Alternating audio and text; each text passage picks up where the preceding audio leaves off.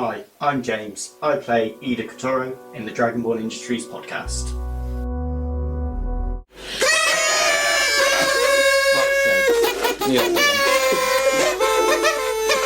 Happy birthday! There you go. Like somebody's dad who forgot. We're a week late, but we're here to celebrate one whole year of Starfinder here on the Dragonborn Industries podcast and channel. How are you guys doing? Oh, goody. Looking forward to my cupcake. We've got cupcakes. It's already good. I've got a lovely pink one. I also chose second best colour, pink. It's the first best colour. Second best because yellow is best. Okay, and this is actually what I was going to go. I'm going to ignore you all now.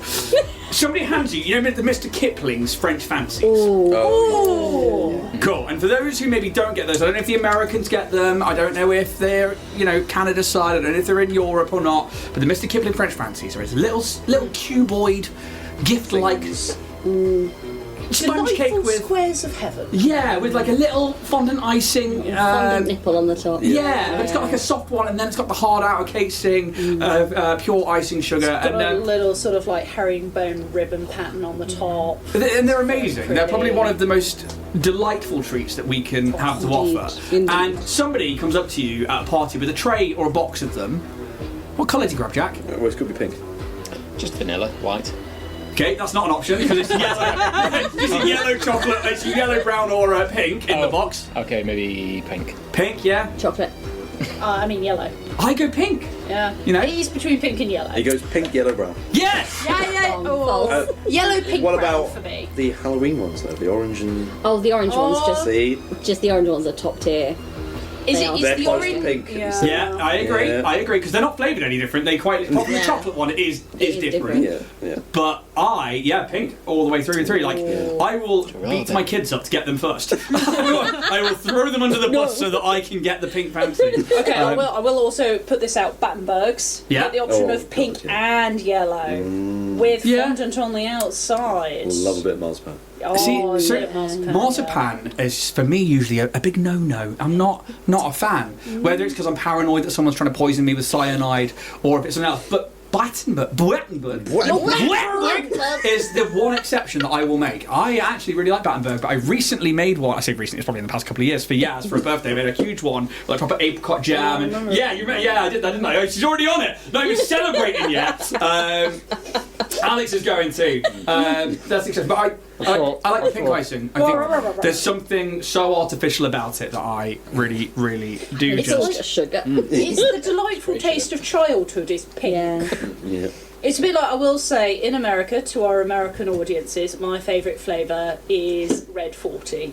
What a stellar flavour. Stella. Stella, it's the colour of your nose is Red 40. Hey, don't you fucking...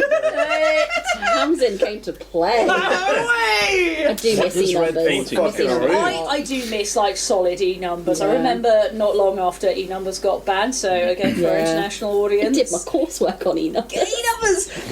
The European Your coursework Union. on it. Do you mean your dissertation or do you mean... No, like this is how old this is, like school coursework. In the days where coursework was still a thing for GCSE, my Is it son... now? Not anymore, no, they don't do Backwards. coursework anymore. My science coursework was on E numbers. Wow. Really? Jesus. Yeah. That sounds boring as shit. It really was. But I ate a lot of sweets, it was great. I do like something artificial, like going to like the American things. Like I love a Mountain Dew, like I'll import that shit. Like American Mountain Dew. Yeah, like the proper stuff, like Code Red and stuff like that. I just really, really quite enjoy it. Any particular like non-British sweets that people like here? Non-British. Or like that can be anything sweet, really, like cake, chocolate, drinks. Do you know what? And I might be really weird for this, and I know it's really weird. I love root beer. I like root beer. Give me a root beer float any day. I'm like, banging. So like, it's one of those drinks. Right? I don't know if anybody's seen it. You have it the first time, like this is shit. Yeah. This is less shit. I can't get enough of this, and it's absolutely love it. Yeah, and you're right with ice cream in it and stuff like that. Fuck me, what a game changer! I think I better have it. Oh my god, we should get light a something bed together and have it sometime while we're playing on Switches. It's, honestly, it'll fucking blow your cock off, mate. Did mine. I think I suppose we can't put things off very much longer. So I'm going to hand over to Stephen, who is going to talk about the first of our corporate shillings. I shall. I need to prepare a little for this one. Give me just a second. Set my laptop on fire. Just set aside to the MacBook. Have we- Happy birthday! Come on, you bastard. Like, it's not happening, too much is it? Oh, light. have we got fire cladding in the building? Happy fucking birthday, you bastards. Well, it's... What a year it's been, eh? Let me rearrange my new moustache. I'm not quite used to it yet. Well, It's always the spring on well. those. It's like, what a way to you like, know look what? at like meat in a supermarket when it's dressed in a. I went out today to find... Well, it wasn't today, actually. It was last week. To get a load of birthday hats. And you know what I found really sad? I could only get one in pack of one. Which is fucking bleak for many That reasons. is, isn't it? Jesus. But anyway, here I am, DCI Gene Poach. What a year it's been, eh? We've had ups, we've had downs, we've had new crew members, lost some crew members. Some of us have even become canonical NPCs. But in that time, through and through, all day, every week, we've had Warrior Prince 3D at our side, supporting us all the way with high quality 3D prints, cosplay items, terrain, miniatures, and more, which you can find at www.warriorprince3d.etsy.com or slide into their Instagram DMs at warriorprince3d and use the exclusive permanent code from Dragonborn Industries to the stars for 10% off your order. We love you, Warrior Prince 3D, myself, DCI Gene Poach especially, and so for next year, on our very first birthday, let's all make a lovely wish. I got it. I'm ready. Ready? Thank you, Warrior Prince 3D. Thank you, Richard. A big love to Richard at Warrior Prince 3D for always supporting the show and just being a top dude. And yeah, please go check them out. Use that code. Let them know you come from us, and just all in all, just send them the love because they've been sending us the love for a whole year now. I'm going to also hand over to it would have been James to talk about Twitch subs, but instead it's going to be Alex. I don't have a fucking clue. Tamsin. I don't memorise. I did that on purpose. I also may have this problem. So yeah, if you are a Twitch subscriber, member, have the monies or anything, send us a Twitch sub and subscribe. If you have an Amazon Prime account, you can, I forget what the term is because Sub I up? don't Amazon. You can sub up using You your sub, Prime. that's it. Yeah, so give us a sub for a month, for And 2 months, forever, however long Forever. you want. Forever and ever and ever. And it's free because they've already got Prime. Exactly. So send us a little Christmas gift. We are And sub up. Yeah.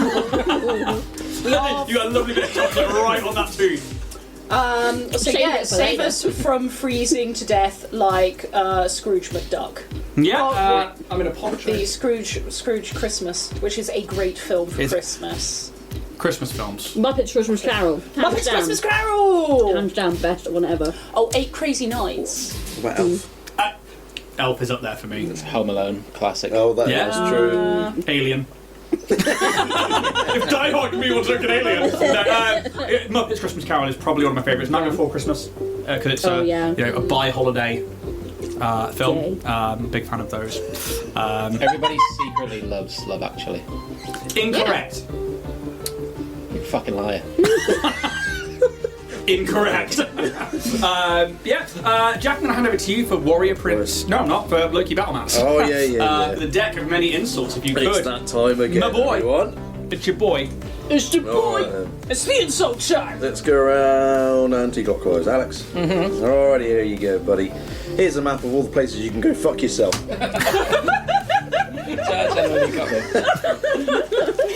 Genuinely hurt me. No, it was And stuff. Hello. The only risk you pose is if I injure myself rolling my eyes too hard. Alright. Alright. tab. I've encountered gelatinous cubes with more substance. Yeah, you probably have. And Ian, I've seen more charisma in a purple worm's arsehole. Right, Why specifically in the purple worm's arsehole? I don't know. I mean, It's a lot of charisma, mate. It's a big thing. arseholes on these, isn't it? I suppose. You know, Alex, come on. Buttholes. Well, you. Hit me up with one. What if I can't read? You can read it. I believe in you. I can't read. You're as bright as darkness cast in an unlit mine. Yeah. Thinkers these It days, sounded a isn't little it? bit like almost a compliment, doesn't it? Almost. Yeah, but then it cuts you. Yeah, right at the they end. fucking cut you. They jabs you. But no, please go check out Loki and the Deck of Many Insults, as well as all of their amazing products like Battle Map books and. We're losing it, they're going to lose it, I know we are. Please go check them out. And you know, if you see them on social media, just go follow them there, let them know we sent you. We also have a affiliate code for Roll and Play Press with all of these lovely toolkit books right here, as well as one-shot wonders and things like that. I had that the wrong way around there, didn't I? So there you go. So let's have a look at this. Oh, which one do I want to go? Look at the sci-fi game Masters kit. I'm going to say stop for me, please. Tamsin. Stab. Aquatic encounters. Steph, could you roll me a d12, please? I can do that. D12. That's D12. And we'll see what we're going to encounter today on this random table that you could use to save time and space behind your GM screen. 11. 11! An enormous pipeline suddenly bursts. Thick, viscous black oil spurts out, polluting the nearby water. See, that could be a good, like, non-combat encounter. Yeah. That could be something like, you know, skill checks and stuff like that. You could definitely build a lot with that, especially with things like Starfinder, where you have, like, water giants and liquid giants and stuff like that. I think that's very cool. So please go check out Roll and Play Press on their website. Use that affiliate code Dragonborn10. You'll get 10% off your books and a little something come our way. Also, we need to say thank you to a new show supporter, Battle Systems. They got in touch very recently and we're all on board to help with terrain and stuff for the show, which was fucking awesome because they're also doing our Bloodpunk show, which is on every other Thursday.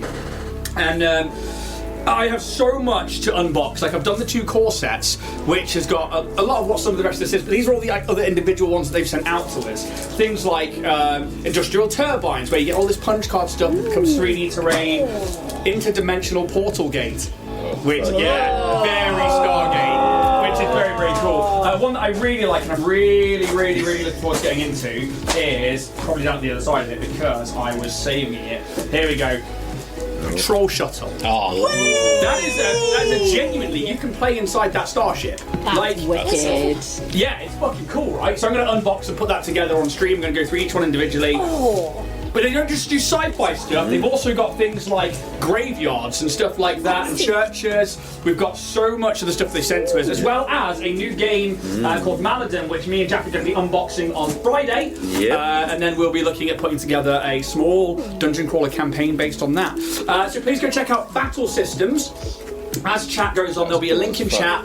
You can click that, and again, that lets them know that you've come from us, which helps us out loads, and just generally helps people know that everyone's coming from us, which is fantastic.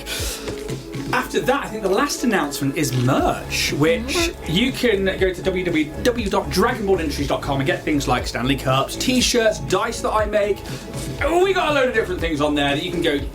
You know, if you want to get a little slice of our bit of internet, then go get yourself something nice for Christmas from there. Why not? Treat yourself. But unless anybody else has got any other announcements, Like we're live. yes, Steph. So we are going to be at Happy Piranha this coming Friday, and every first Friday of the month. So Happy Piranha in Truro.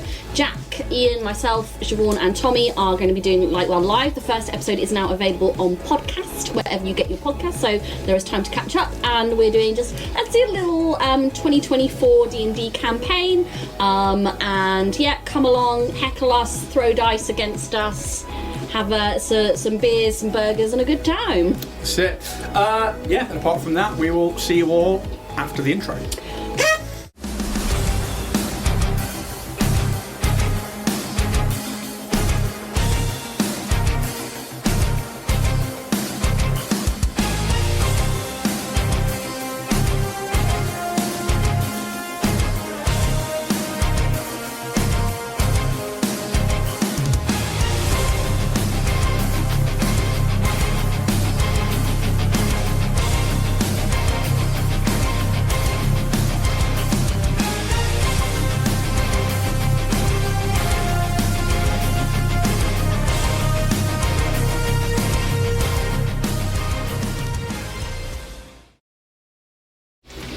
Engaging into combat with Jenkins, the rival of TJ and corporate lapdog of Dynatech Industries, the crew realised that something more supernatural is happening with this twisted and bloated version of a Hastoki.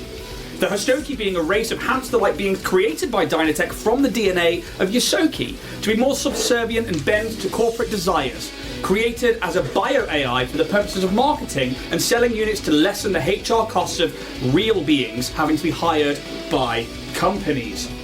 The crew find that Jenkins is tricksy and uses their mist form ability to negate damage and to get away from threats and to get through spaces this being should not be able to get through.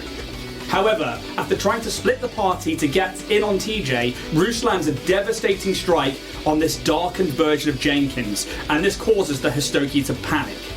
And that is where we are jumping in today. Fucking As right this in. large being tries to make it away from Roose, Roose takes an opportunity attack, and we need to see if it landed. Oh, yeah. So I rolled last week, and we rolled a 10. That's where we ended the episode.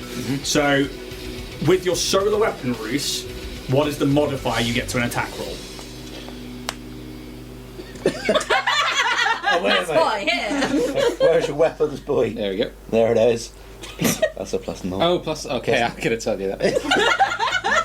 Just wanted the emotional Yeah. support, didn't you? Yeah, That's right. bless you, buddy. +9. For a total of 19. It is currently flat-footed, thanks to your clever feint, Which is a -2. which is a -2, bringing it down on KAC to an 18. Is Would that you, good? Yes. roll damage with your solar weapon? I should point out actually that James isn't here tonight, and I'll be controlling Ida. Yeah. Whatever this is. Otherwise- +14. 16. 16 points of damage from your solar weapon.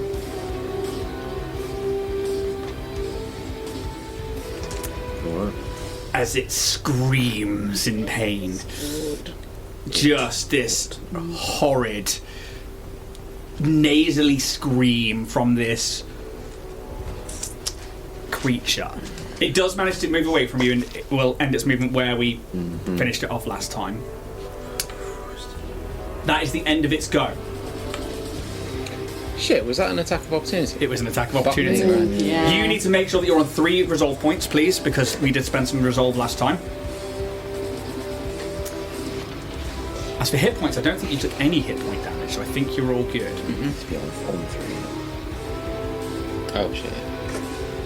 Spend them all. Fuck it. Which leaves us with next in the initiative order is Ida. Ida runs. Into the protein beside What?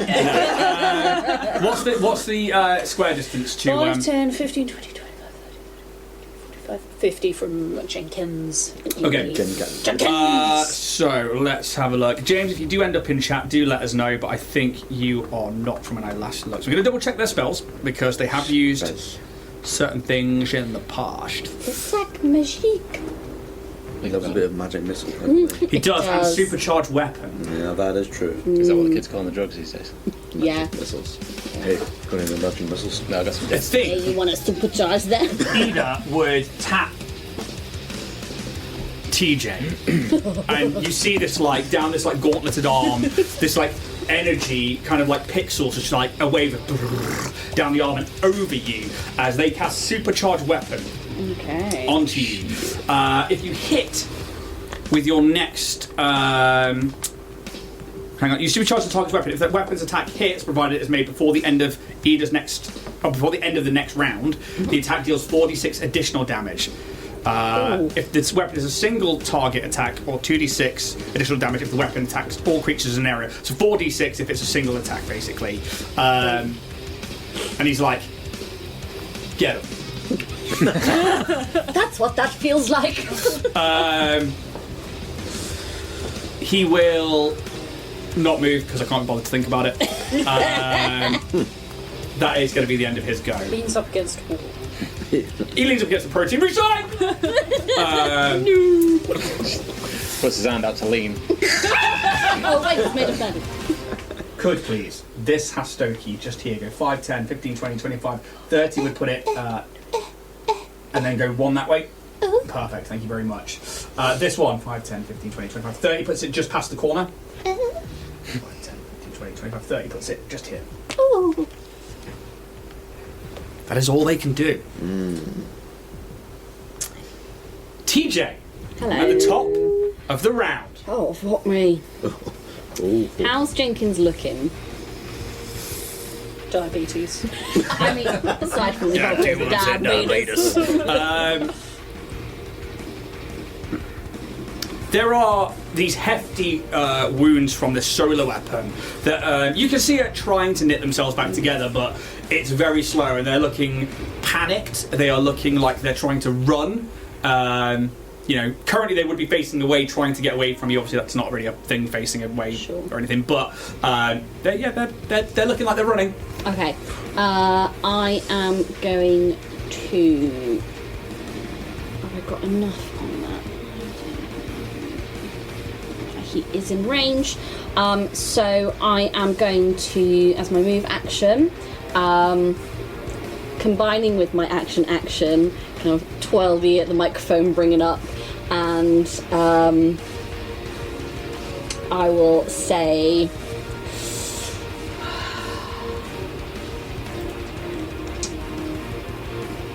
We could have had it all in Hostokey Heights, but you had to go and be a selfish little prick, and that is going to be my get 'em, and I'm going to roll my attack. What are you attacking with? My microphone, my chorister. Cool. Cold. That's 19.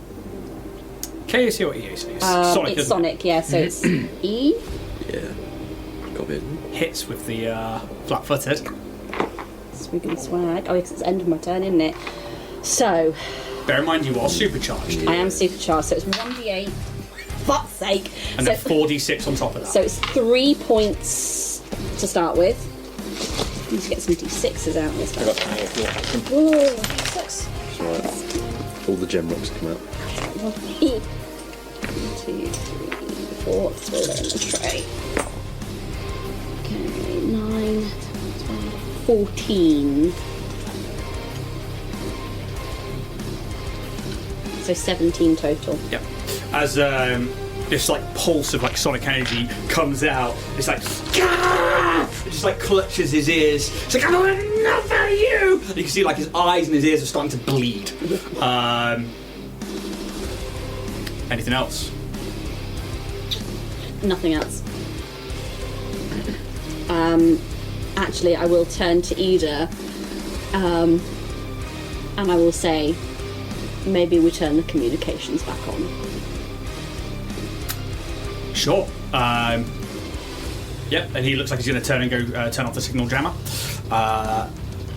Anything else? That's probably it. Roose? Do you remember how many where I'm up to in terms of photon? I think you'd not long done a solar, a supernova. Okay. I think you're on 1 because Right. I think we had a discussion about like going. Wait, hang on. Does it need to be on the graviton side or the photon side? I think it doesn't matter. So I Yeah. think you're on 1. Okay. I will give you 1 at least. Yeah, it's fine. So I was gonna. You could get up to full here if you do meditation, but that means taking your whole turn to do that. No. Get in there, boy. Yeah, I think I'm just gonna run up, seeing the other Hostokey coming. I don't wanna cause too much damage. I don't want to do my fun. Now you're on. Now's not the time, but Yeah. Okay, I'll run up to him, and then I'll just take another Hostokey stake to go. nice. Sticky steak. I like it. Delicious. So Maybe not from this guy. Come on. Come on, dude. Oh, that's bad. That is a With a +1, if it's for Jenkins. sorry. Basically plus 10 to whatever you just rolled. 14. 14 KAC. Wait, plus 10 to whatever I just rolled. Sorry, never mind. Yeah. yeah. 14 KAC. misses, I'm afraid. As you like, he's like, because he's trying to scramble away, even in this like this blubberous, dead, necrotic kind of skin which stretches and these like limbs pull and claw. He manages to just like scoop under just where you hit and you strike into this wall Maybe next to him. sparks just go everywhere. Yeah. Like a lightsaber. I think that's exactly it. Anything else from you? Movement and attack done? Yeah, I think that's it. Okay. Go nowhere. Kaz. Oh shit. You see Roose come in and like just strike above him, his sparks off the wall, maybe like part of the light flicker. I can't remember if I asked, how high are the ceilings? They're about 8 foot. So enough that Ida is scraping across the top of them with those horns. Damn. Okay. Staban is dead, by the way. I know. Oh, is he? Oh, shit. Yeah. You killed him. You killed him. No. Yeah, your supernova took him out. Oh, fuck. Not there. It is what it is. He looked up to you, Roose. As a mentor. Okay. He died the way he lived. I want to move towards Roose, but I will be using my force souls to basically go up at a right angle. Yep. Basically walking on air.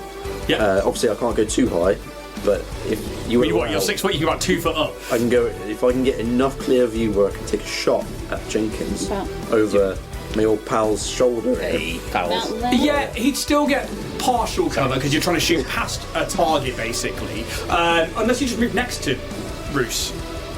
Oh, his model's so big I can't. Yeah, see you can anything. technically Yeah. be in Yeah. a square next to. Oh, yeah. Okay. If he is within walking distance of me being able to do that, So, absolutely. I mean, how far can you go? So it's what? So he's 5, 10, 15, 20, 25, 30. Yeah. All right. Yeah, Roose would technically be Yeah. We'll just, the one in front of him, because that's where Roose has been the entire time. fine, we'll But just you could say- walk along the wall. Yeah. Yeah. If it's a 10-foot corridor, I can be next to him. Yeah, it's just that extra diagonal, that's the problem. Because, from what I can see, because we're using a grid in this instance, if you were here, Yeah. and Roose was technically here, look how pedantic I'm getting. If you went 5, 10, 15, 20, 25, to go diagonal one, because we've been using that and not using the range ruler, yeah, you know what, I'll put you there for 30. Sure? Yeah, fuck it. Oh. Technically, he is in that one there. Yeah, fuck it. All right then. Well, if I can Because when I consider like moving diagonal, it's like every opposite one, it's like 5, 10, 5. So, you know what? Okay. Let's go for it. Thank you. In that case, I will go for a little slashy slash on it. Slash him. Straight off the top. That's a natty fucking 20. Fuck Way! Nice. How'd you do this? Megan. How'd you do this? Oh Christ! Way! Oh shit! I wasn't actually ready for that. Well, I don't even have to roll damage or anything. Just straight in like. What's your modifier? It's a +6. Yeah, he's got 3 HP. Okay. Ooh, Okay. get him. I think maybe there's a little bit where I'm kind of almost like running along the walls a little bit just to try and get next to Roose. I think I run him through with my blade and almost sort of pin him up against the wall a little bit and probably just say,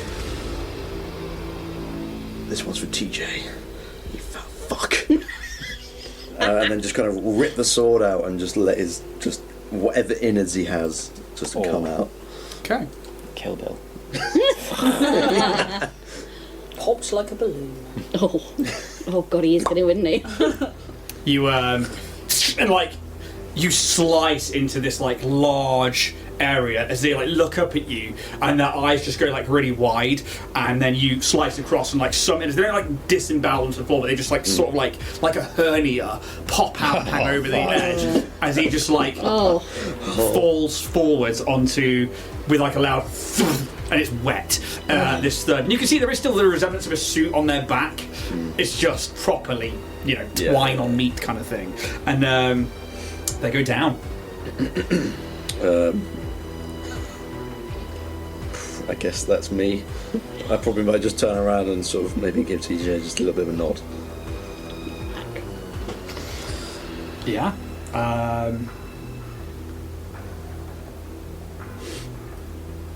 Cross all these as well. I want to check something. A little bit. Now. Red awake behind us. Shit. What the fuck did we do with that? There's a lot to read here. Yeah. So, Alright. What have I done? It's tiny little like Hastoki spiders like Oh my emerge God, from his imagine. carcass. He's alive. God, it's alive! I'll be back. Is it Fantasia, the wizard's hat? I've been chopping the. They just keep multiplying. He's thinking. okay. Yep. He's got something set up for when he dies, I bet. Yeah. It would be Jenkins next. It would be. You're quite right. Not anymore. It's not going to be. Ida will move into the room. If you can get all the way up to the toilet unit. Yep. And then he'll use some manipulate action, and he rolled a 31 on his check last time, and he will flip the basics. It's like a large battery with a switch on it with like all these data pads that are like strapped to it for power and stuff, and he flips the power switch and turns it off, which all of your compads instantly, all messages that you were trying to send out before begin pinging off, and a few things happen. You all get a ping.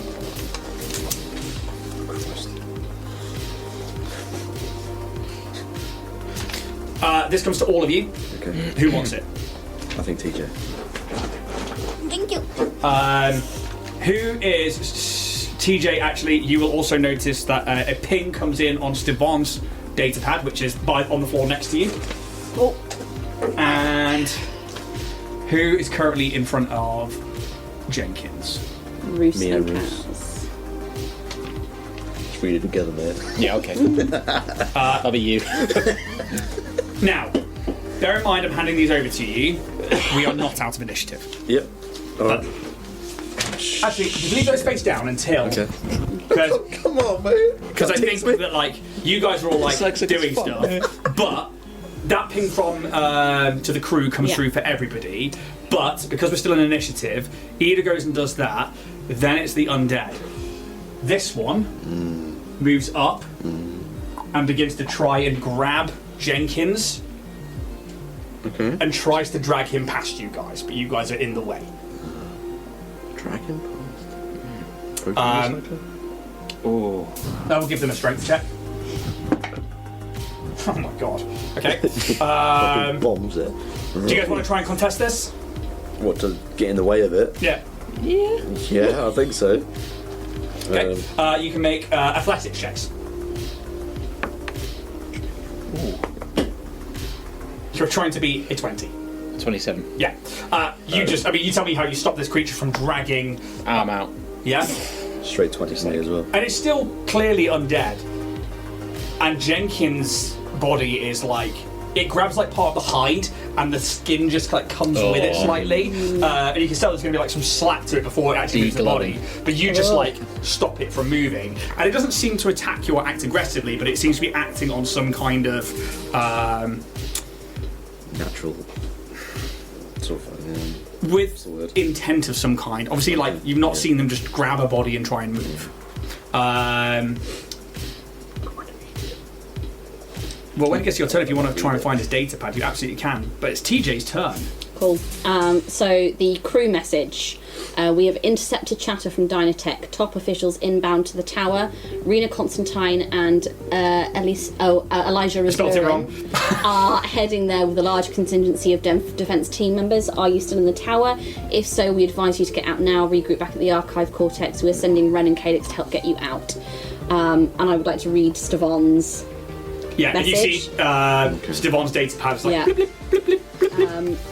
Which, just for the group, says, to all members of Alpha and Bravo team, be warned there is a Hastoki that has been infected with vampirism. This would explain the others rising from the dead and this infection spreading through the towers. We've quarantined all other batches, and you are to retreat for your own safety until we can locate and find this main vampiric Hastoki spreading the infection. If contact is made with this Stokie in question, picture of Jenkins from Corpo Files, be aware, we believe they have stolen a neurotoxin that causes volatile reactions when mixed with biomatter. Do not engage. Retreat to safety out of the tower and return to HQ. Rena Constantine, Defence Team Department Head. TJ is going to try and send a message to as many as his Stokie contacts. I imagine there's like a group chat, like a Teams or something. I think you could send a group message to them individually. I don't think there's like a group chat. Yeah. I think you can just ping There's out like a group message to everyone. I will send out a group message to as many Histokis I've got in my contacts. This is T-4862HC4XP, otherwise known as TJ Squeakerson. The main threat in the tower has been neutralised, however, threats still remain. If you are alive, we will not leave you. Please let me know where you are. The Starfinders have our best interests at heart. We will be free. It doesn't take long for messages to start coming back. And people like, we're up on like floor 45 through 50, we've been trying to stay up here. Jenkins has gone mad. He has been killing us and feeding off us. We thought we could lock ourselves in apartments, but he's been getting in and taking us out one by one. We thought Dynatech came to destroy us because Jenkins told us that. Stuff like that. And all these messages start flooding your datapad. And it's just constant ping, ping, ping, ping, ping, ping, ping, ping. Anything else from your go, though? Yes, I want to try and get into my apartment. Yeah. Can I access the door at all? Yeah, I think at this point we're still in initiative, but it is kind of loosey-goosey. I'll let you go into it. You see an interesting site. What was home, a empty apartment, but with that images of like your own desk space, that little cat poster. It's obviously not been changed since Linda, or whenever Linda left, but you can just tell that somebody's been in here. Both doors would technically be open to there, and yeah, you can see that things have just been rifled through. Creepy. I'm going to say it's the end of your go. Yeah, cool. Roose. I mean, I'll let you all give me a mysticism check at this point as well, or else we're going to end up in initiative all night. Oh! Oh! Natural 20 for a 22. Okay, cool. And I will do it with Ida as well, actually. 22 and... Got a 19. 19. 6. Yeah, lovely. Ida is a... I ain't no magic boy. Oh! Ida's a 23 as well. Vampirism. They obviously have a form of regeneration. Maybe like you're bringing it up now on like an Absol on Google of some kind or something, using the infosphere. The fact that these Stokie aren't attacking, they're probably... You see something like coffin restoration. They are probably trying to take Jenkins back to some form of coffin so that they can begin to regenerate. As for killing a vampire, usually a wooden stake through the heart, but that only stops their regeneration. As for... Let's have a look.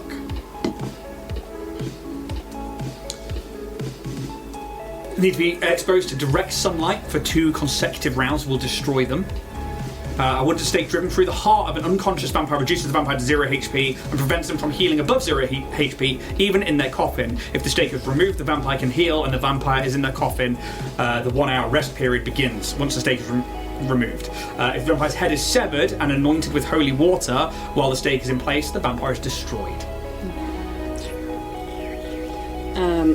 I'll shout all this out to my friends. Anybody over 20 is going to get that. So, yeah, Roose. So, technically, he's still alive if he's able to regenerate.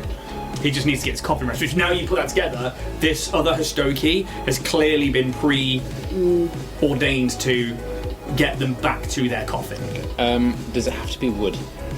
It does. I'm just going to shout, anybody got any wood? And then Always. I want to take out the other Hastoki next to him. Yeah, make the attack roll. 18. Yeah, hits. I'm pretty sure.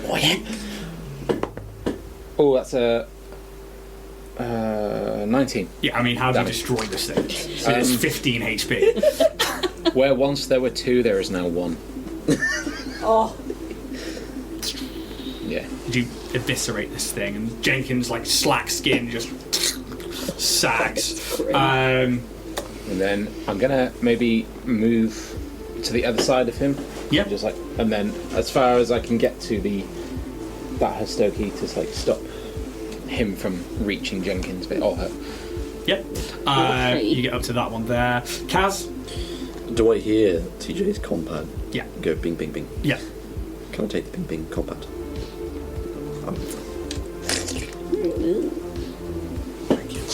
They are... The singular one is the most recent.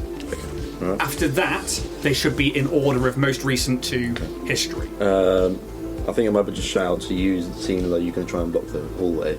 Have you got it covered, Roose? Covered. And then just like a. All right.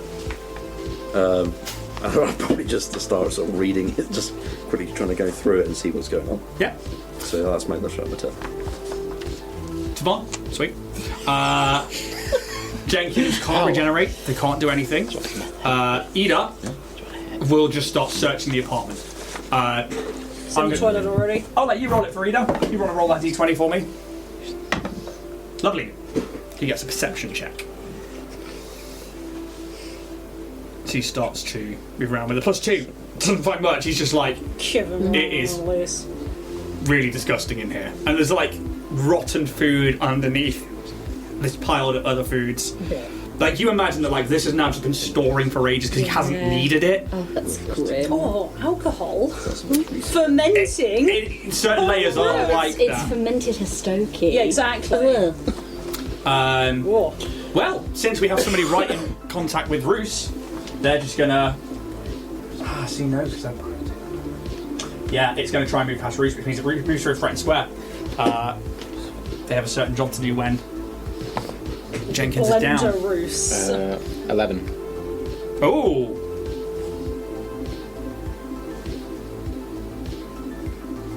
Interesting. 11?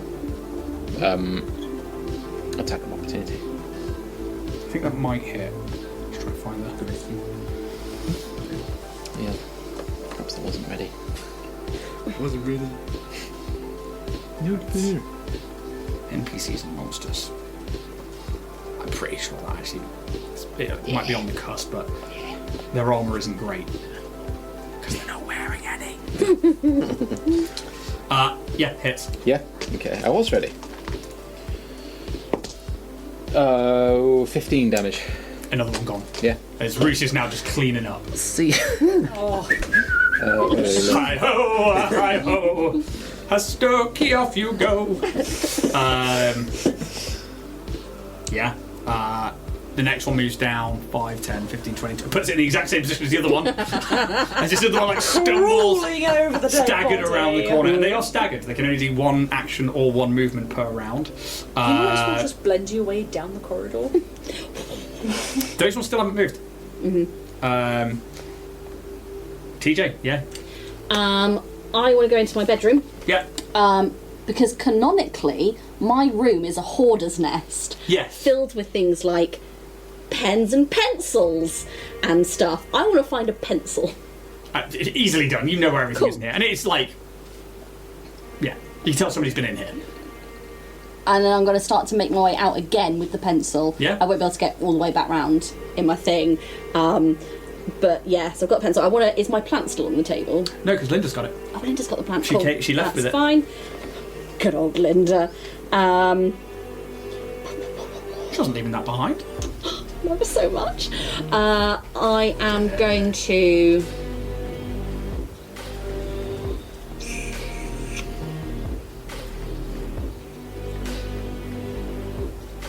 I'm going to snap a picture of this room Yep. and I'm going to upload it to H for a Stokey, captioned, "When home becomes hell, we can start again we can make the path for ourselves.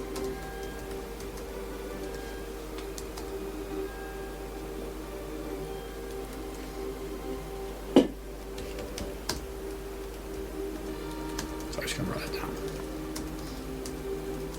We can do it ourselves. We can make the path for ourselves. Perfect. There's some shit. Yeah, it goes out, and you can already start to see lights coming in on it. Anything else from yourself? That's it. Roose? Can I read Yep. this? Oh wait, no, this. I mean, can you read? I'll just. We've established. Actually, I'll attack this one. It's coming from me first. 18 again. Yeah, it hits. Can you do any less than 15 damage? No. Oh, but it's destroyed. Okay. That's that. Honestly, like that It's a 17 anyway. solar infusion is like. One, mad that you got that so early on. Two, fucking great. Yeah. Yeah, it's gone. Gone. Yeah, Roose is cleaning up at this point. As I cleave it, can I read her message? Well, I think Kaz is currently the one dealing Yeah. with. Because is that part of the same ones? Yeah, I think Yeah. so. So that's Kaz has currently got those. I think I'll just hand it over to you. I'll share it with you in a minute. But it is now Kaz's go. Oh, Christ. I mean, obviously, in my go, I won't be able to say all the things that are on here, but... You got 6 seconds. Do you want to hold off on that one until? Are you still reading through all of these? Because it's been 6 seconds. Could you have read all these messages in 6 seconds? Well, I think I at least get the gist of what I'm reading. So I think even without reading it all, I would at least shout out to TJ.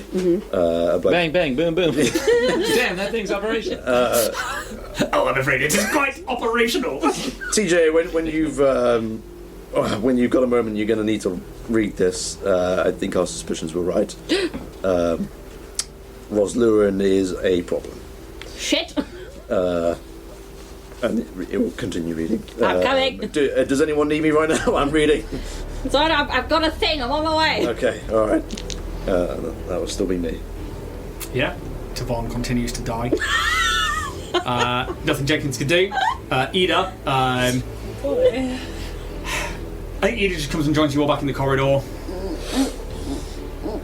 Yeah, I'm not too worried about yeah, about that's fine. None of the rest of them move. To which end then, now that all of the undead have been taken care of, we're going to come out of initiative. And you can still see that those guys over there, still not moving.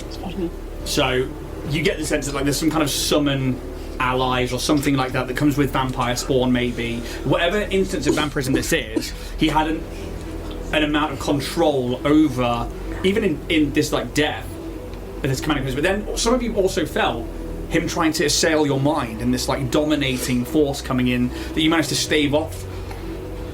But we are out of initiative. Okay. I'm gonna run up. I'm gonna jab a pencil stake through his heart. Oh, I mean, give me a strength check. He's a big boy. And I am not very strong. I suppose this is an attack roll. Oh, okay. oh, That's pretty good. It's 17. Yeah, go on then. Yeah. He's down and mushy. You push the wooden pencil into where his heart would be, and the body just does that kind of where it does a judder, but then doesn't seem to move. And you can see where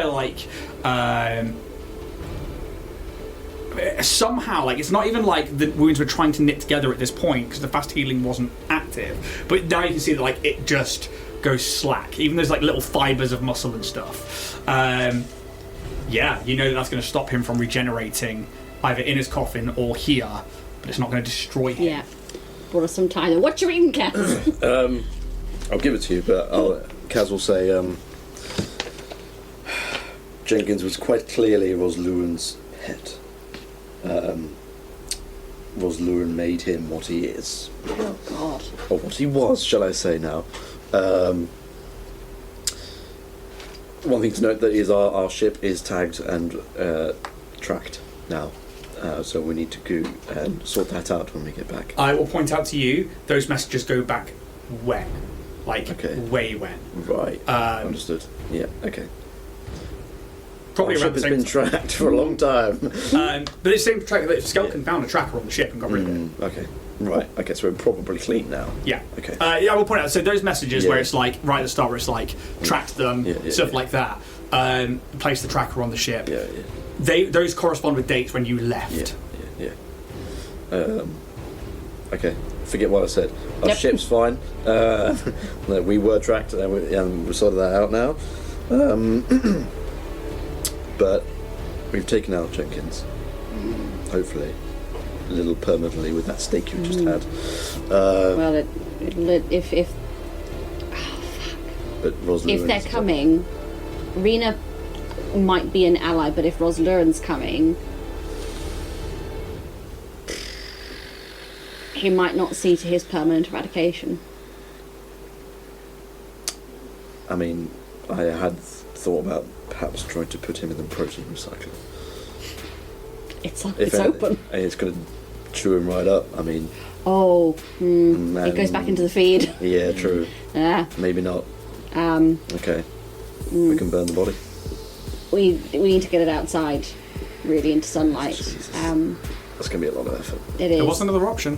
What was the other option? Take his head off while he's got a stake in his arm. Roose! Okay. You're up, buddy. What now? Whoa.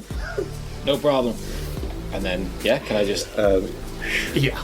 You are also solar. No? True. Yeah. Not Sure. not proper sunlight. Still. It. Very easy enough for you to take his head. I'm not going to have you make a roll. I'm going to have you make a check. You can decapitate this body. Do you do so? Yeah. Cool. Do you all stand around and watch? No, I turn away. And with that, you watch as Roose. I mean, is it like one swing? Is it Maybe it it's like a Theon Greyjoy, like he's a big fucker. So it's like a couple of like, and then at the end, like kicking it. There's something wrong with you. He's a wrong one. Trigger warning. Can I download these messages to my own datapad? From Jenkins. Give me a computers check. Can I help TJ do it? If I can see that he's trying to sort of pass things over? Cool. I mean, you get it automatically, don't you? Because you're like 1,000. Oh, true. Yeah. Needed that. It's extra +2, whatever you got. 18. I mean, you can tell that this is wired to eradicate everything that's on the pad should anybody tamper with it. Oh, okay. So you begin to go and download it, and a little screen comes up with it, like a little pass lock. Okay. You either need to hack into this, or you need to... Shall we just take the pad for Just now take the pad, and wait 'cause until we have all the evidence, tools ready for it's us? good. Yeah. It's good. But it is. It does have a firewall essentially. We'll store that to yeah. one side. Absolutely. You take the head and you watch as the body begins to just like wither and decay. Oh Jesus! Yeah, like the innards of it then begin to like liquefy, and it's like a putrid soup just begins to leave the skin, and then the skin sort of begins to like dry up afterwards until it just is left with this like this. It's like a sack of rotten meat. Oh God! Is anyone else hungry? Because I'm hungry. God no. TJ's not watching this, but the camera is recording it. Yeah. I saw that Ren and Calyx are on their way. Should we communicate with them and try and see if we can Maybe I get help Yes. to get out? I don't want. I sort of don't want to leave everyone else behind. Should we see where they're at least trying to enter? Yes. Good. Do you want to? Maybe I think I'll send it right to Calyx and say, whereabouts are you guys? Calyx, as you stand outside of Hostoki Towers, there is, and I will read you a description. It's a big fucking tower. You and Ren have been tasked from Chiskisk and from Historia 7. This information's come in that somebody has got wind that defence teams and department heads are on their way to Histogi Towers, which you know full well these guys are at. This was probably about an hour ago. You've now made your way to the free markets and to this particular tower where you know everybody is. Ren leading the way, because Ren's been tasked to basically act as a liaison, because they won't send officers like Jenkins into the field like this, because they don't know where these department heads stand currently, nor can they risk them. But they're your friends, and Ren has worked with you guys. You get there. Rena is setting up with defence teams and also station security a large perimeter around this pillar. You can see that already there are like drone cameras and lights that are like trying to like get like journalist views on things. You can see that the defence teams are trying to shut that down, so station security. But at the same time, as you come in, Rena spots you and is like, Calyx, let them in. And Ren and you are brought through the defence teams and station security, and you, at this point, would just be meeting up with her and Elijah Rosluren, who is stood there as they are she is directing defence teams, and you can see she's just pinged off a message to somebody, and you can see Rosluren's just staring at the door. He's got this he's about 6'5", this voluminous, very fashionista fringe to him. He's like a mid-20s human. This very chiseled and defined jaw that's very pallid and pale. He wears these circular jet black sunglasses, and he's just wearing a skin-tight polo neck and some fashion trousers that got buckles all the outside of them and some smart polished black shoes. He's not wearing any armour, and he's just not moving, staring at the door as Rena, this so much edge, blue hue of skin human who has these 3 little horn spikes up her forehead, these bright red eyes with these black slit-like draconic pupils to them. And you've met Rena before. You know that she is a dragon blood, and she has this hair that pulls back into a slight frizz. She is wearing her full grey overalls, but over the top of that is a very sleek but heavy piece of armour that is covered in runes and different bits of magic, and on her back is a glaive with a very ornate head to it that seems to be sparking with lightning. And she is she beckons, just the defence teams just listen to her and let you guys through, and she just smiles at you and is like, I wondered how long it would be until we saw you, or if you were already inside. And that is when you get the message from Kaz. Oh, hi, Miss Constantine. How's it going? I have been better, thank you, Calyx. Yeah, I hear things are getting a bit odd at the tower. She smiles. I assume the rest of your friends are inside. But you get this message. Yeah. What does it say? I think it says where are you? Well, yeah, whereabouts are you, Calyx? We need to find a way out of here. The reply what's your is, status? I'm here with I am here with Miss Constantine and Mr. Rosluren. They're waiting and probably about to storm the tower. Where are you guys? What's going on? What floor are we on? We are on 36. 36. Okay, will respond in that moment. Probably because Kaz wouldn't know what the fuck kind of situation you're in. Probably I just straight out floor 36. Probably try and make a way up still, and maybe find a way out there. I don't know if we can perhaps meet up somehow. We'll have to work it out. I mean, she's standing right there, so I'm going to be like, full company is coming up. We'll see you there. She just smiles at you.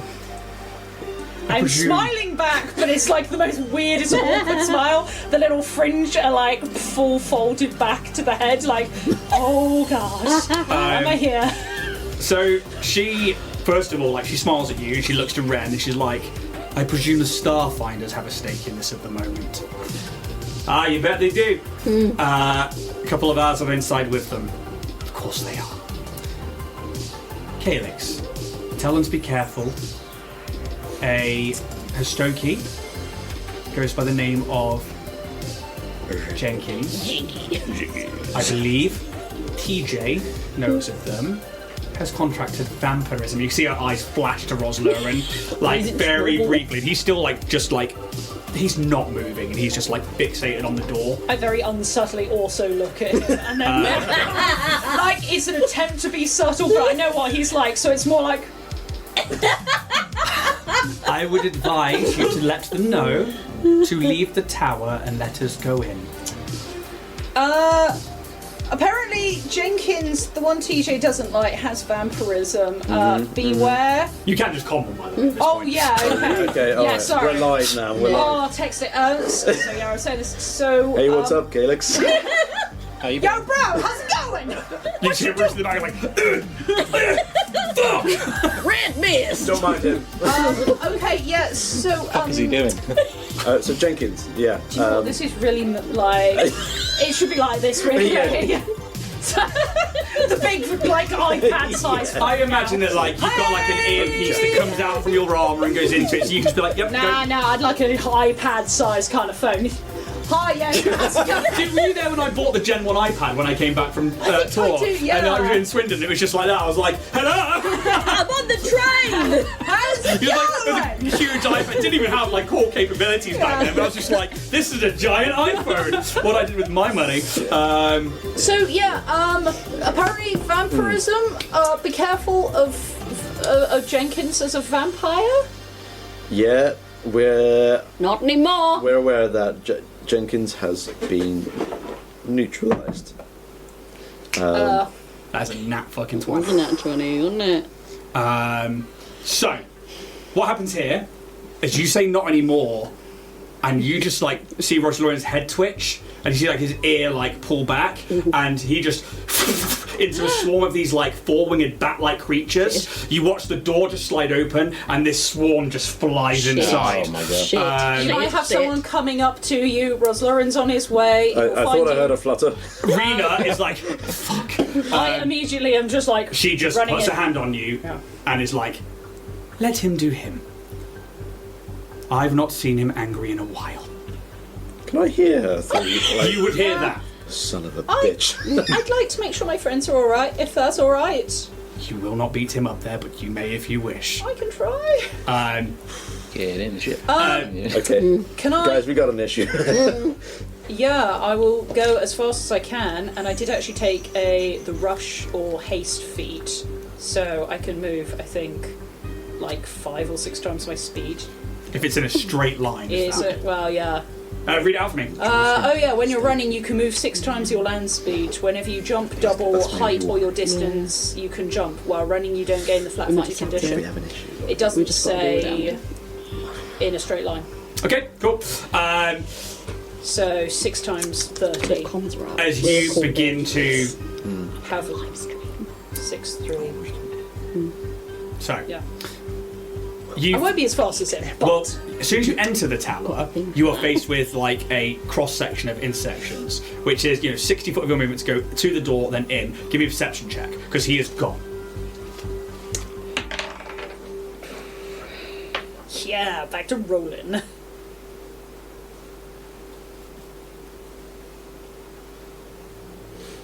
Perception. 21. Okay. Ren follows you in. He's like, okay, I've never seen you move so fast. And it's just like, big sword like out, and is following suit as... Been learning on trying to keep up with everyone. They have longer legs than me. and he brings up a thing on his compad. And he's like, here, and then flicks it to you, and you see like a blueprint of the tower comes up, and you can see that there is a tube system that goes all the way around like the outside. He's like, I think they're on floor 36 is where they said. I guess we're going up and away. And you can tell that to your left is immediately, you can see this like circular doorway, which has got no actual physical door in it, just like an opening. And you can begin to make your way up. I'll see you up there. Apparently so. It's like Sonic the Hedgehog. And like literally like rolling. but I think like maybe it's like, you know, is it like, is this brought on by your magic? Is this brought on by like, because obviously this is a feat that you've taken. Yeah. I would say it's probably a level of magic, probably a level of trying to keep up with people with longer legs. So yeah, I'd say it probably does in a way look a bit like, I imagine like silk skates, like little rollerblades. Nice. All magical rollerblades coming along. You begin to make your way up very, very fast. What do you guys do in this moment? What's the plan, TJ? I mean, We can't, Lauren's fucking coming. we can't outpace him. Simple and as that. We can't take him to the Stokie No, up top, because he will probably just slaughter everyone. indeed.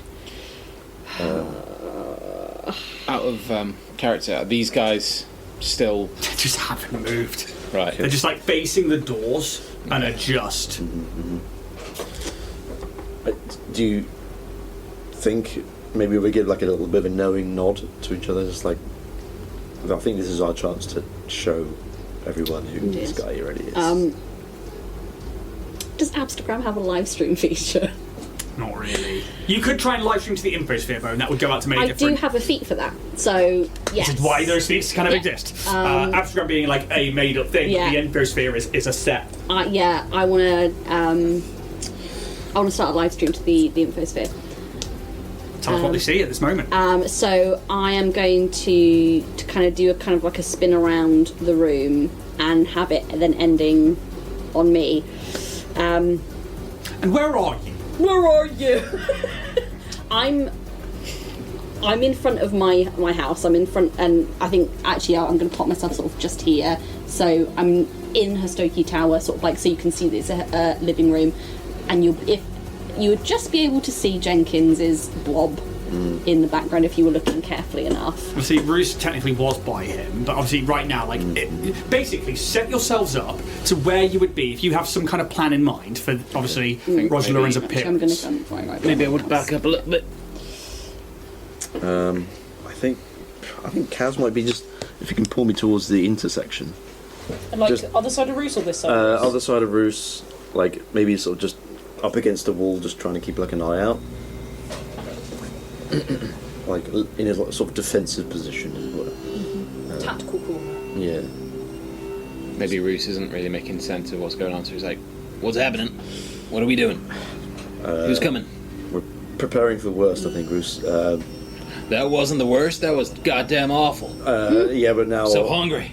Jenkins's master is coming, and we don't know what the fuck this guy can do. And as you can see, while you're speaking or whatever, Yeah, live yeah. streaming, TJ's live streaming this. Roose is really. I'm not very fucking charismatic. so he's like, Yeah, I think TJ is gonna kind of speak directly into the camera. My name is TJ Squeakerson. You start seeing this pop up on, like, the Infosphere, and you can, like, tune into it, and even then, like, Rena's like, oh, for fuck. Here we go. The name I chose for myself was after my creators, Dr. Timothy Amadeus and Dr. Joanne Fields. Something I regret after finding out the origins of my creation. The designation I was given was T-4862HC4XP. Dynatech would have you believe that I am stolen property, a fugitive, something to be contained and kept, like my fellow Hastoki. But we are not. We are sentient, we are organic, there is nothing false about us. We live within the pillars of Absalom Station. We do the jobs that you don't want to do for little pay, no pay. They feed us ourselves through a system in our protein recycling.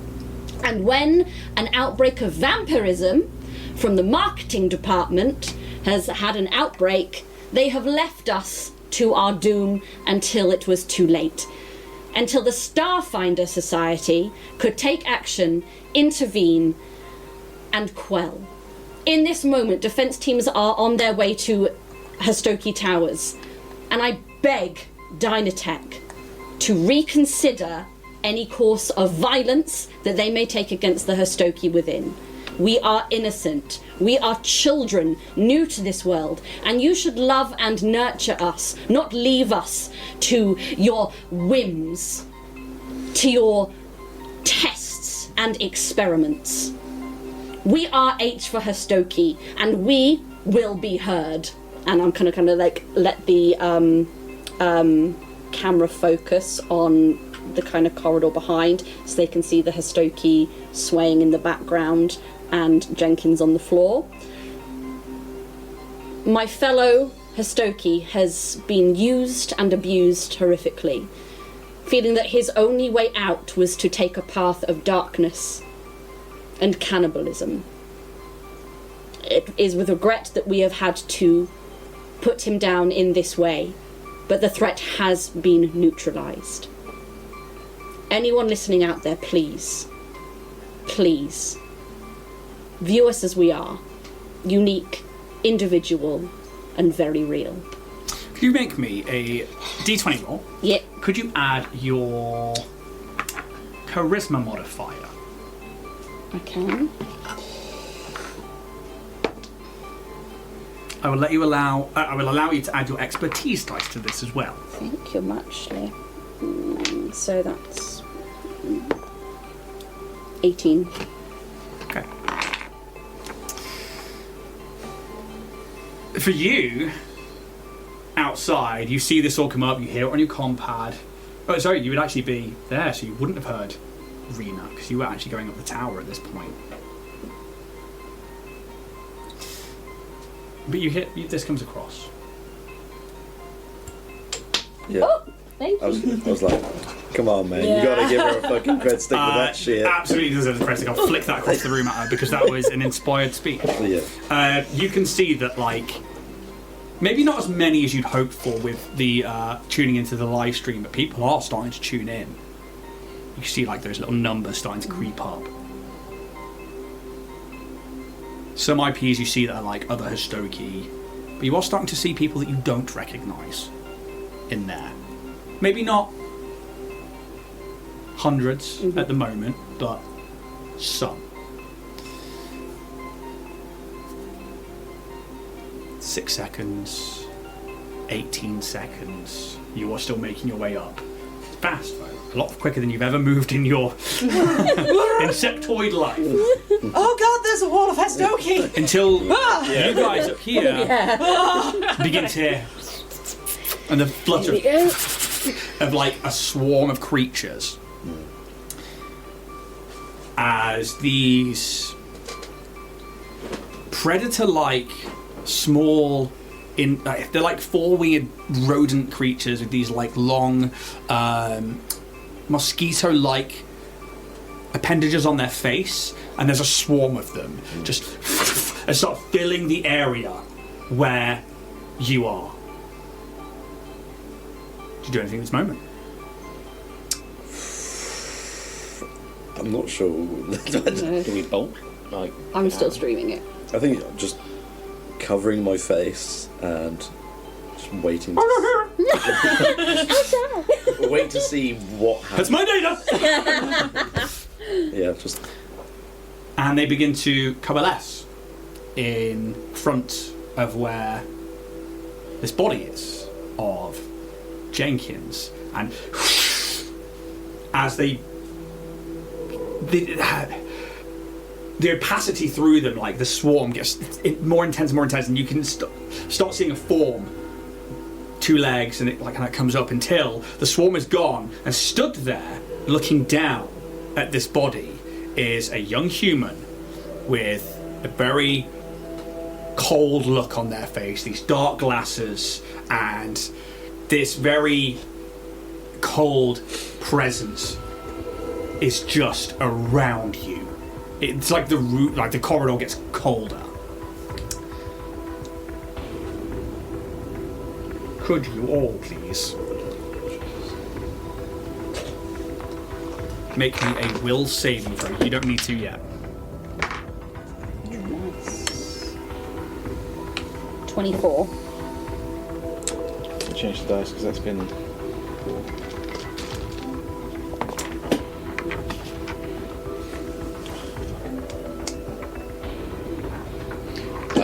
13. 20. All fail. Oh shit. Yeah, I mean, Could you roll me 2d4, please, Steph? Oh no. 7. You become sickened. You can all mark that. condition. I need to roll for Ida. That's annoying. Yeah, he also fails. With a dirty... No, with an 18. You all become sickened and you are fascinated by this creature. So, Take Fascinated as that. well. Cool, brilliant. yes, please. What is that? A condition? Yeah.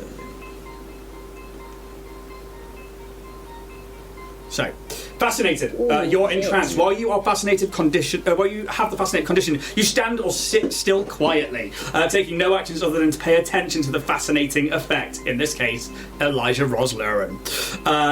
You take a -4 penalty to skill checks made passively in response to others. Actions such as perception checks. Any potential threat, such as hostile creature approaching, grant you a new saving throw against the fascinating effect. Any obvious threat, such as someone drawing a weapon, casting a spell, or aiming a ranged weapon at you, automatically ends the condition. And I can shake you free of the effect at the end and end this condition as a standard action. So, Don't like what that does to the sheet. no, it really makes a difference, Oh right? shit. Second, you gain a -2 penalty to attack rolls, weapon damage rolls, saving throws, skill checks, and ability checks. So it's a -2 across the board on top of that.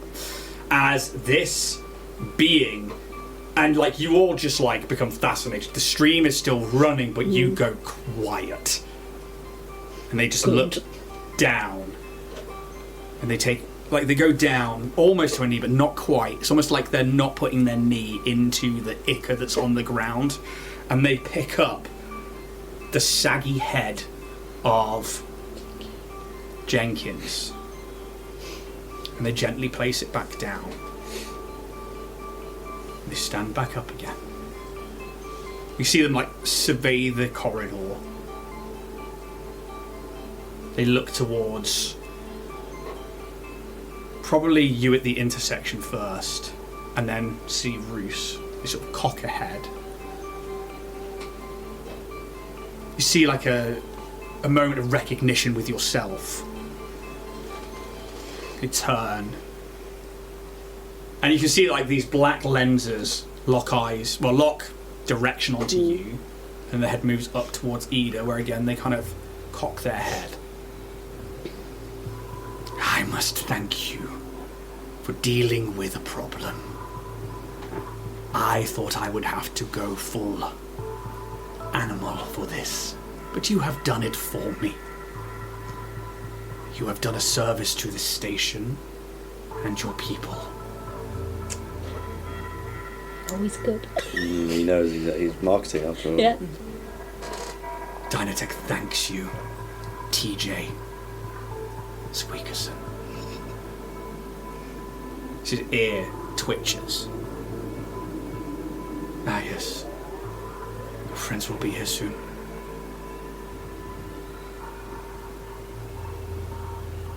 You are quite right. Your people should be free. I am sorry it has gone this way. Dynatech is sorry it has gone this way. He puts his hand over his chest. If my heart beated, it would beat for you. And he comes away. I gave this being a choice, just as you wanted to be free. I gave them the choice that I once had, to become something more.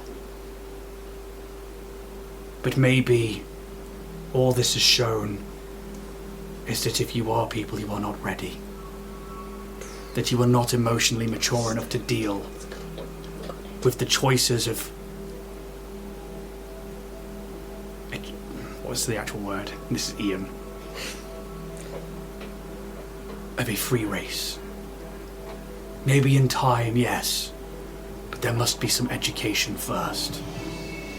I mean, we're all free to speak in this moment, right? I mean, we You are like, fascinated. but Alan. it doesn't like completely stun us or going like that. You know, it's like. Let's have It says you stand or sit quietly. It does say I quietly. suppose. Doesn't say silent though.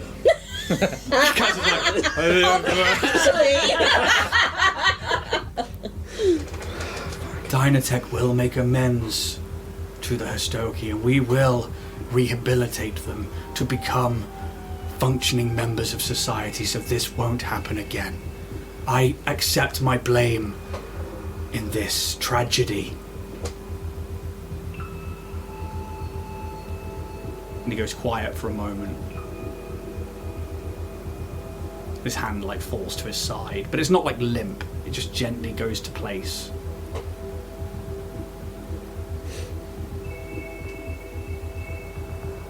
Yes.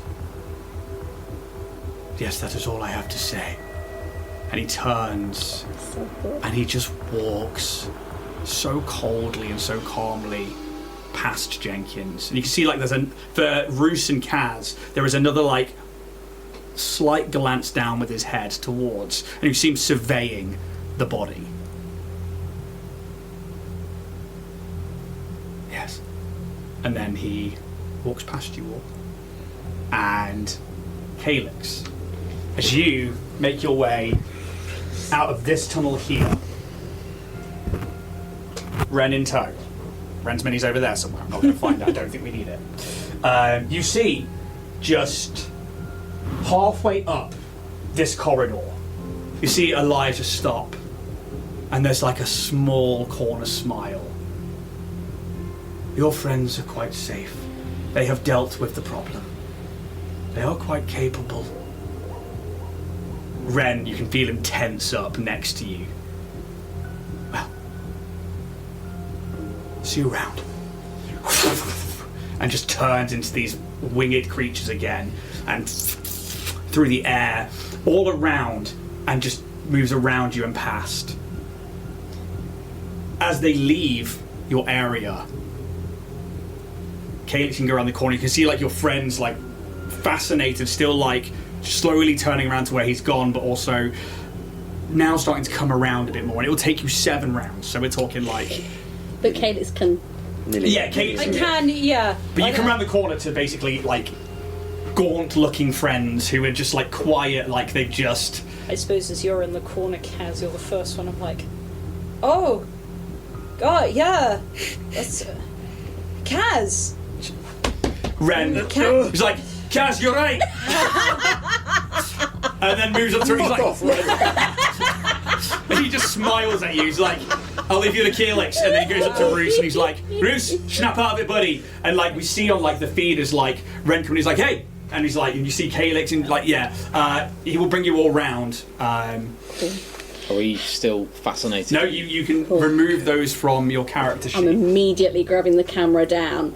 We thank Mr. Roslurin for his apology in this, though if the Hastoki are to be rehabilitated, it should not be under a negligent parent. For those who want to know the truth, follow H for Hastoki, and I'm going to upload a picture of the labs. Just cool. At Texas Chainsaw Hastoki. Yeah, and I think that obviously, like, one thing we have to note here is that they aren't proof. They're these like grainy photos, so it's like they won't hold up in a court of law, but as a marketing thing, it's a smear campaign, and I'm going for it. I think you get to roll another d20. You get to add your charisma. You get to add your expertise. Now you get to add a +4 to this. Fuck me. This is important. I'm spending the cred. Credit. Don't throw them. Okay. That is 16. Plus expertise. Yep. And you get a +4 circumstance bonus on top of this. 21. 21. It's better than 18. Yeah.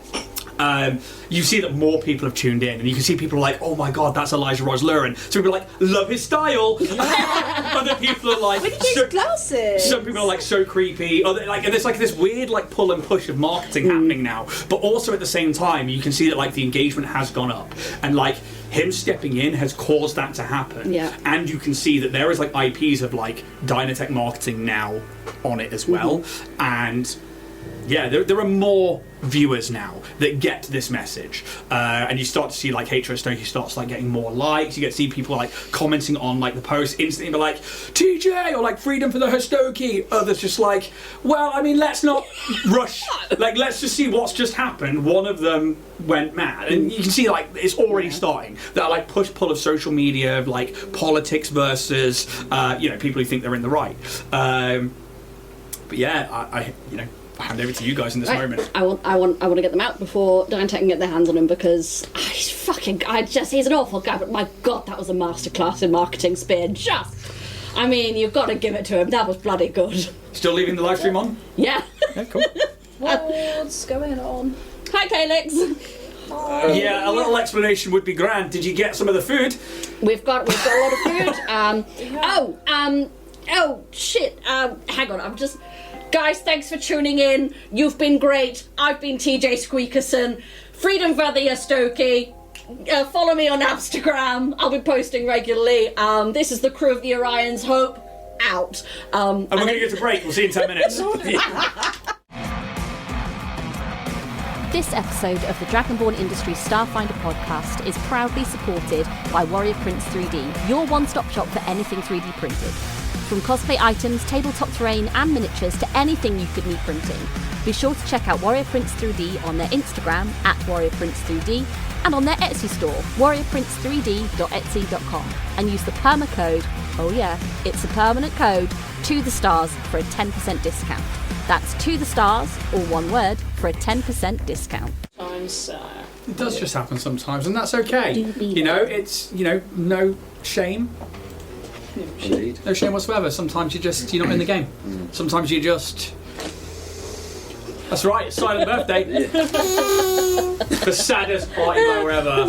Welcome back to part 2 of episode 49. With a fight that's been taking a while to get to through this dungeon crawl.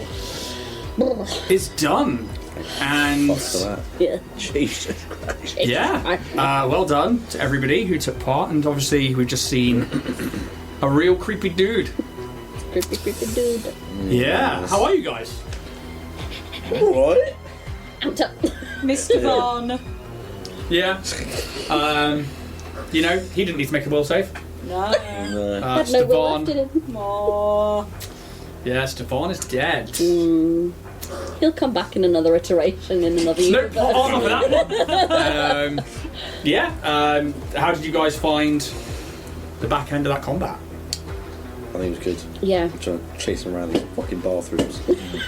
Are you in there? Are you in there? Which one's he gonna fucking pop out next? Well, what's interesting is that obviously I had that fast healing, I had that regeneration. It's only for 5 at the start of each of his turns, and it can't do it in sunlight. But there's no direct sunlight here or anything like that. Even with Roose's solar powers, it's not the same. But then there was this moment where you feigned this opening, and instead of like having this moment where he was going to like run away and fast heal, he was like, okay, well, I'm going to stay around because there's a chance. And it's written at the top of my what to do with Jenkins sheet, because I really had to like write down a cheat sheet for this, because there are so many things. It's like fast healing 5, hunt TJ. If not, return and draw out. Will spawn, summon allies, will mist form and stay out of danger. And then obviously we left last week with that attack of opportunity where he was like, I'm going to stay around, but then you hit with the crit. And I was like, I reckon I can tank this because I can get away again. And I let it go through instead of negating the crit, because obviously you can spend 2 resolve points to stop the damage from doubling. I shouldn't have let that happen. I should have negated the crit and got away. I should have played it safe from the start, and I didn't. And here we are. I lost. But again, that kind of feeds into Jenkins, doesn't it? Because it's that greed, it's that ambition that Exactly. the drive. And I think that because of that clever feint, that giving him the flat-footed condition for a start, that let you hit, that let Roose hit, especially going down from 20 to 18 on that KAC. Because he's got fucking hefty stat blocks. He's had 2 resolve points left. He has 6 to begin with, 80 health. With fast healing 5. Ooh. So he was a tanky boy, and not only that, has like vampire stuff on there that I'm not going to go too far into, but also operative abilities, and it's like, so he's pretty kitted out. And then we had the Daithskin neurotoxin, Which if that had hit, ooh. Now we have gone 2 rounds on Ida without me checking, and he is under. Oh, okay. We'll start the second half of this starting with that because that could be an issue. Yeah. Oh. James, you have another character? Probably. Yeah, he's got like 3 others, yeah. I'm sure. Steffa R. What we'll do is when we come back in, we'll make 2 rolls for his 2 turns that he would have done it on. And then there is conditions. Let me just double check them because there is a certain amount afflictions. 1, 2, 3. There's a possibility of 4, and that speech between you and Roslurin went on for at least 18 seconds. So this could all be down to rolls here. Okay, that's something to bear in mind that we didn't do, and that is important because that Daithskin, if that had hit, for example, Roose earlier on, and then carried on, because it's at every round, I could have taken players out during it. It's bad. It's really, really bad. And obviously, that the last one didn't hit, so there's obviously still a vial of that around somewhere. And it's up to you if you go searching around up here. But what are your thoughts on the situation now with Dynatak? Fuck him. Yeah, it's I mean, it was a masterclass in spin, and TJ is very worried by it, and so his priority is going to be, I'm going to be the tiny little hamster man trying to defend my friends from that, because he knows what that rehabilitation looks like, and it's not good. I think it's a bit of a boon at the same time because it's bought us time. Yeah. And we needed it. And publicity. Exactly.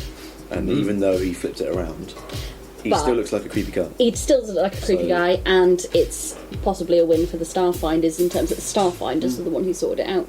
Yeah, and I think that on top of that, like you say, like creepy guys for that, but like vampires and undead are not uncommon within the Pact worlds. I mean, Eox is a planet of undead people that are members of the Pact. I suppose. And there are some people that are like, these guys are clearly bad, but obviously they're still part of the Pact and are allowed to be functioning members of society. Like there are members of politicians and ambassadors from each individual planet, and Eox is one of them. So I really like that. Who knows what it means by him making a show like this? But it's interesting. Yeah. I suppose what I would. Yeah. Maybe. Little chat. Yeah. We're going to make these saves. Do you think I should do this because he's not here? No one wants his blood on our hands. Which is why I'm saying that I will do it. I will guarantee kill him. So let's go to Jack. If you could put the Putazud into the centre.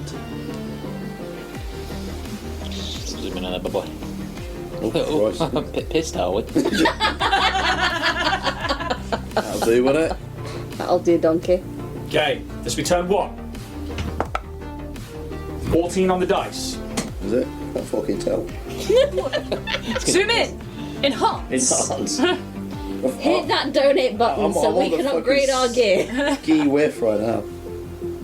If you want to move that down, I'll come round in a minute and make the checks so the camera can see it. If you want to put down in the final box, then Jack can probably zoom in on top of it. Oh, I'm moving. Royal ordering. Right, whoop. Fucking hell. Right, that'll do. Give me a hang on a minute. Dice made by our DM here. Indeed. GM. My preferred game master is my preferred program. Game master. Only half.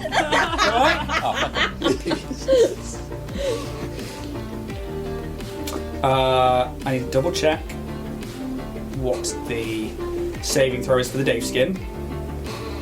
So the saving throw for the Daithskin is a DC 18 Fortitude save. Is Ida 40? Ida's Fortitude save is +4. Oh, that's an 18. So that's an 18. Okay, that's a good start. Means he goes up the track. How many rolls is that? So that's the first one. That takes him from sluggish back to healthy. Turn 2. I'll come round and make this roll. Roll it, boy.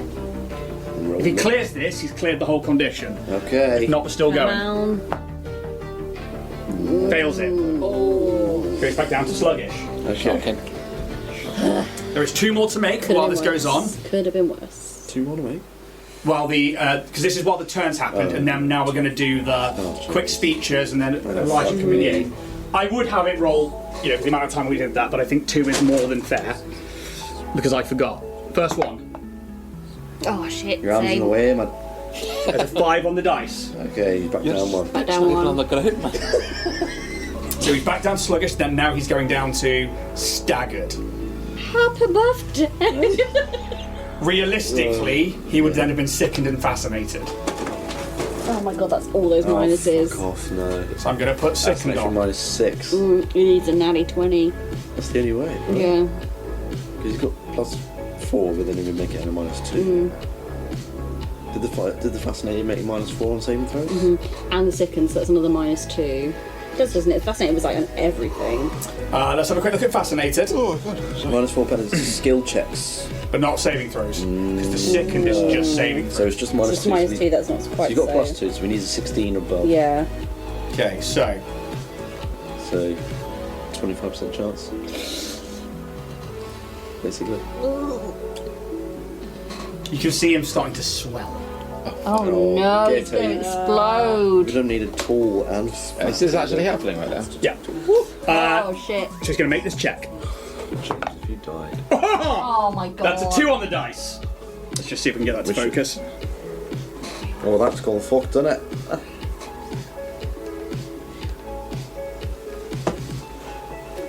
Come on, Jack. There you go. Theory. Hey, look. Fucking 2. Okay. Oh shit. At what point is this now? So, give me a second as we go to immobile. Shit. Okay, afflictions. Yeah. So, here we go. This, James, I feel really bad right now because this could kill you. However, this is going to be as you guys come to consciousness, as TJ's just on their sign off. It's at this point, Ren is like, shit, Ida! And just starts running towards Ida. Okay. So, let me read out the dexterity tracker for you here. First one was healthy. Yep. Second one, sluggish. The victim takes a -2 penalty to reflex save, dexterity-based ability checks, attack roll, skill checks, and the DCs of their spells and special abilities decrease by 2, and they become flat-footed. Then they become stiffened. The victim loses their dexterity bonus to their armor class, and they can't take reactions. And you see Ida is just like gone down now. They become staggered. The victim is staggered but can take purely mental full actions. As Ida is now lying on the floor and they are swelling. Yeah. And like you can see like around their armor and these blinds and this mask, their like hobgoblin skin is beginning to bubble and they are beginning to press outwards. They have to make this check. Is there anything you can do with a poison or a disease? This is technically a poison. Oh, my other med patches are in my stash. I believe I do.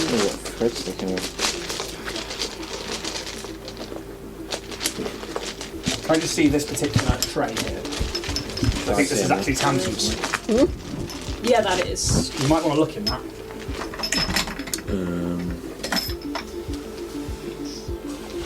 I feel bad if the character dies when they're not here, but that was the point of this Daithskin. That's what James got! Oh, that's good. It's even written down. Daithskin.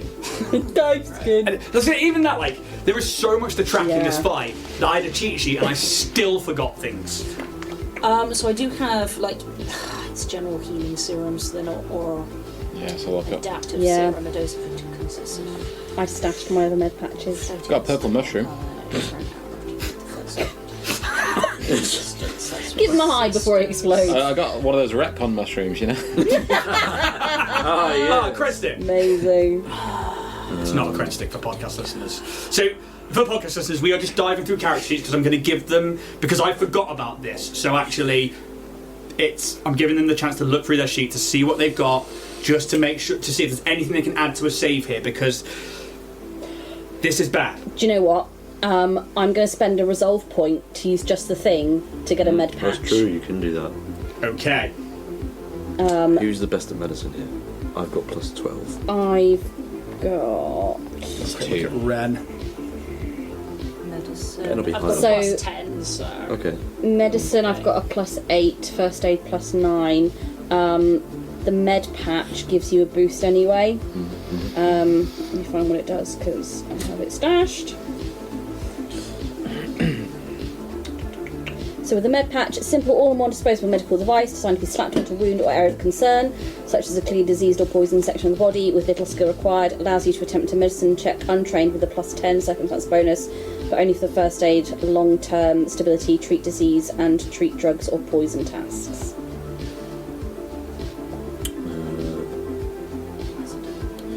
Double check if I can do that.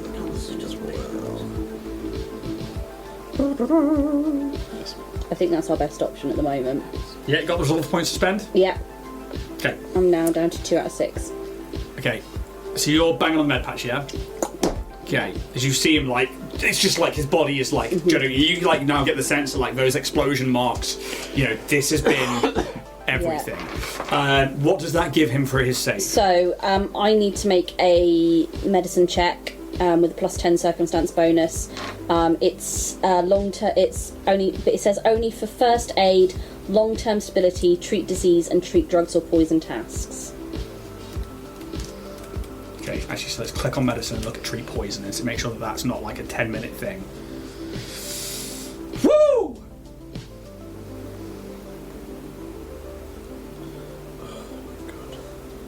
Treat drugs. As a standard action, you can use the medicine to treat a drugged or poisoned creature. This requires a med kit, a basic med lab, or a medical bound or starship. Every time the creature attempts a saving throw against the drug or poison, you can attempt a medicine check. If your result exceeds the DC of the drug or poison, the character receives a +4 bonus to its saving throw against the drug or poison. Ren has a +10 in medicine. To him to do. I also have a +10, but I think Kaz has +11. +12. What we just Slap it on. okay. Slap it on. I would also Aid. Aids, So, okay. I will try and aid as well with. I will try and aid with Ren. Yes. Actually, you get the auto aid. Ren's got +10. You get the auto aid. You So got +10. and I passed. So Okay. +6 to Right. this roll. You, I got +2. You can make the check. You If can- you you can can beat a still 10, try. they'll get a +8 to this. 10 Okay, so that's +8. What's your medicine score? +12. You plus automatically 10. pass. You do not need to make the roll. Oh. So Ida's going to get a +4 to this Cool. So 16 because plus whatever. Everything you else. make the check. Okay. Great thing about Starfinder and Pathfinder is if you have enough skill ranks in it, you don't need to roll. Okay. Ida gets a +4 to this. He has a +4 fortitude save that hasn't been affected by the dexterity poison tracker. It's a +8 to this roll. He needs to roll a 10 or higher just to go up a level. That's not even much better. Is So it? if he fails this, he's gone.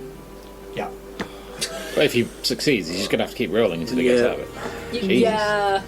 But if we keep A, Poisons- If you Stuff can is keep him stable until nightmare. other teams get here, then maybe somebody else can do something. But like at this point, something with Ida, this chemical, this Daithskin neurotoxin, is really reacting with him.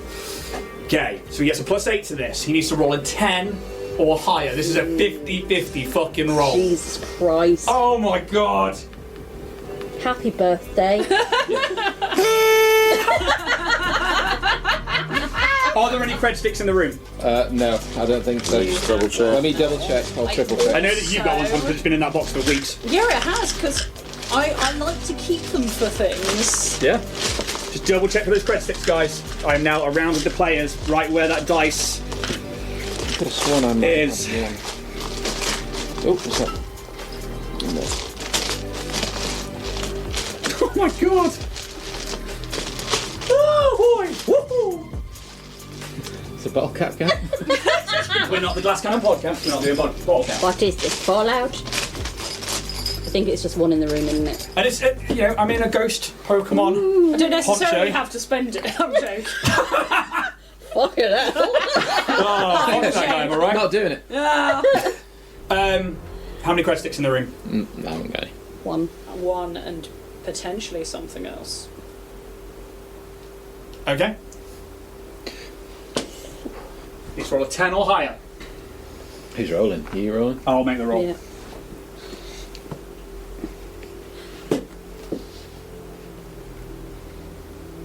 Come on.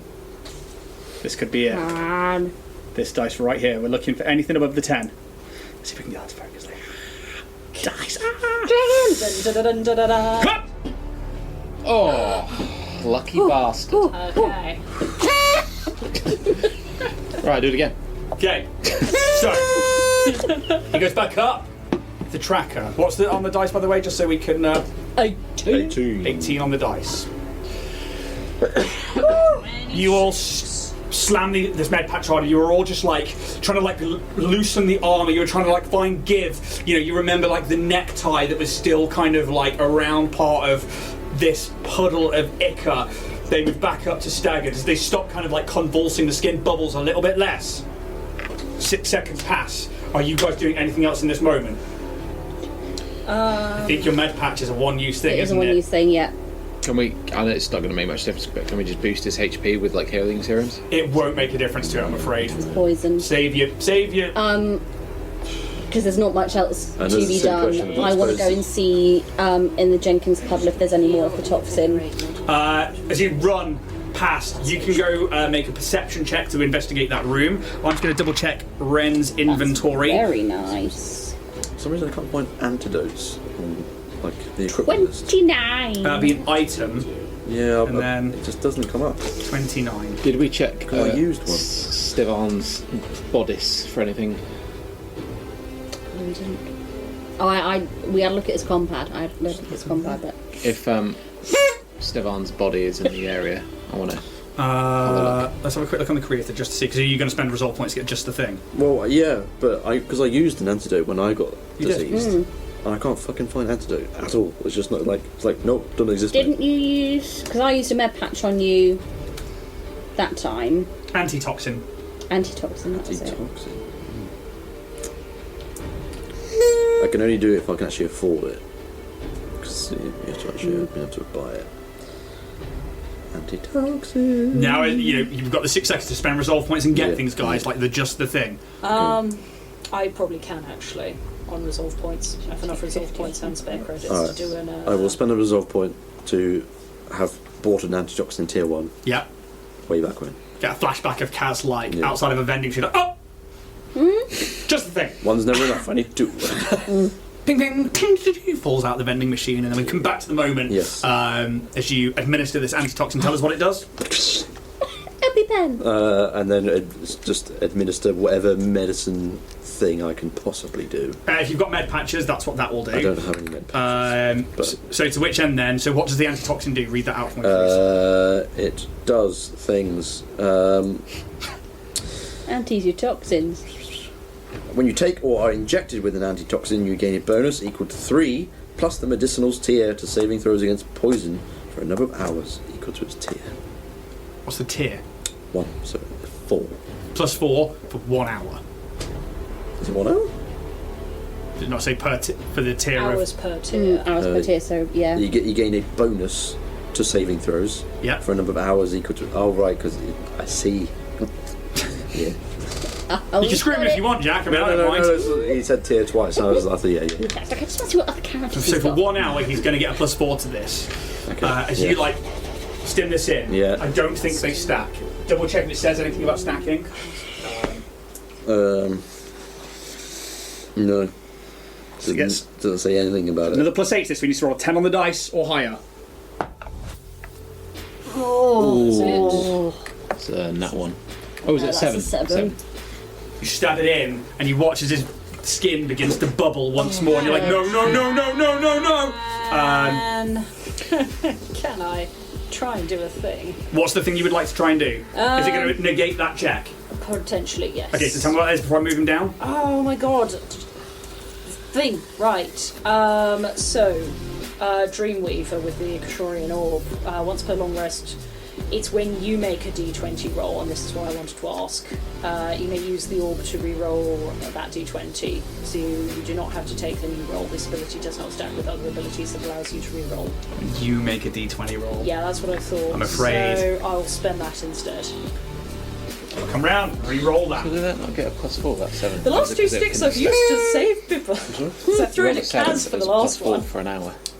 Yeah, but I mean... So he has a +4 for his fortitude He needs to save. get 18, Oh, okay. and he needs to roll... Oh, 18, right, okay. Oh my Okay. god. 15 Okay. plus is 8. Yeah, so he goes up. So he goes up Down instead rather of than down. So, cred stick comes in handy. Yes. As instead of it bubbling and going down, you see the bubbling stops, and he just goes back to being just like really stiff. And you see he's still small, and he's like, like struggling under the mask. In the room, as this happens, you find 10 vials of Daithskin neurotoxin, and it is like you go to where the kitchen sink is, and there's like a cupboard that you see is like partly open, and inside it, like just like hurriedly shoved in, is it's a bandolier of vials basically that looks like it's come from a lab, and they have like, it's not like somebody's bandolier is like a Mando thing. It's like literally like it was taken from a medicinal crate of some kind, and the strip has been taken. 2 are missing. It's like a bandolier of 12. 2 are missing. There's 10 left. You may add Daithskin neurotoxin times 10 to your inventory. Okay. You also find a wooden stake, which looks like a snapped like chair leg or something, or like a bit of furniture, and you can see that like carved into it with like some kind of like horrid claw is like the start of a name, and it just says Roz but with a Z. Oh. I'm going to take a picture of that. I'm going to take it. And I'm going to be like, oh, Jenkins. You pathetic. Anybody else in this 6 seconds? I was going to just quickly check Stefan's body, see if he's got anything. Yes, Holy Vaughn. shit, that is worth a lot of cred sticks. Yeah. Shit. Stefan, give me a perception check as you like rush over and check his body. Oh shit, that's a 9. Okay, definitely got equipment on him. You can see like there's like a laser rifle, a laser pistol. There's like a few things. There's like an empty vial from a healing serum. There is a basic defibrillator, which I need to write and put in here properly. But if you write defibrillator down, you can have that. Cool. Anything else in these 6 seconds? Kaz? I can only heal them with my nanites. It's not really going to do anything. Yeah. Anything else from Calyx? The thing that came from the other team, that Ida has on his arm. The chemalizer and the yes. Is there any way to use that to So, neutralise let's have a quick toxins? look at his inventory. So he has That's a fair question. autopsic scanner, which isn't going to matter in this moment. Where is the medical analysis kit? This armor upgrade includes a basic array of scientific instruments meant to assist in medical assessments and treatment. A medical analysis kit allows you to use a collection of pre-designated tools depending on the upgrade item level. If you have the required number of hands free to use the tool, which you will do, or item listed in the specific upgrade entry, you are treated as carrying that tool or item. So it contains a Mark II basic med kit. It has a chemalizer, a dermal stapler, and a survival straw. Let's have a look at the chemalizer. Because this is what he used before.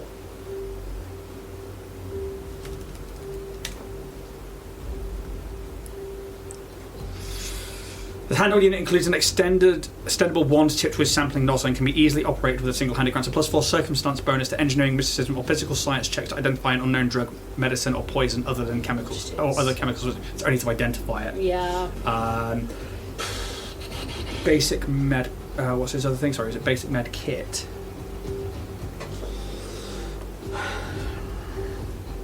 Any problem is treating disease takes 10 minutes. He doesn't have that.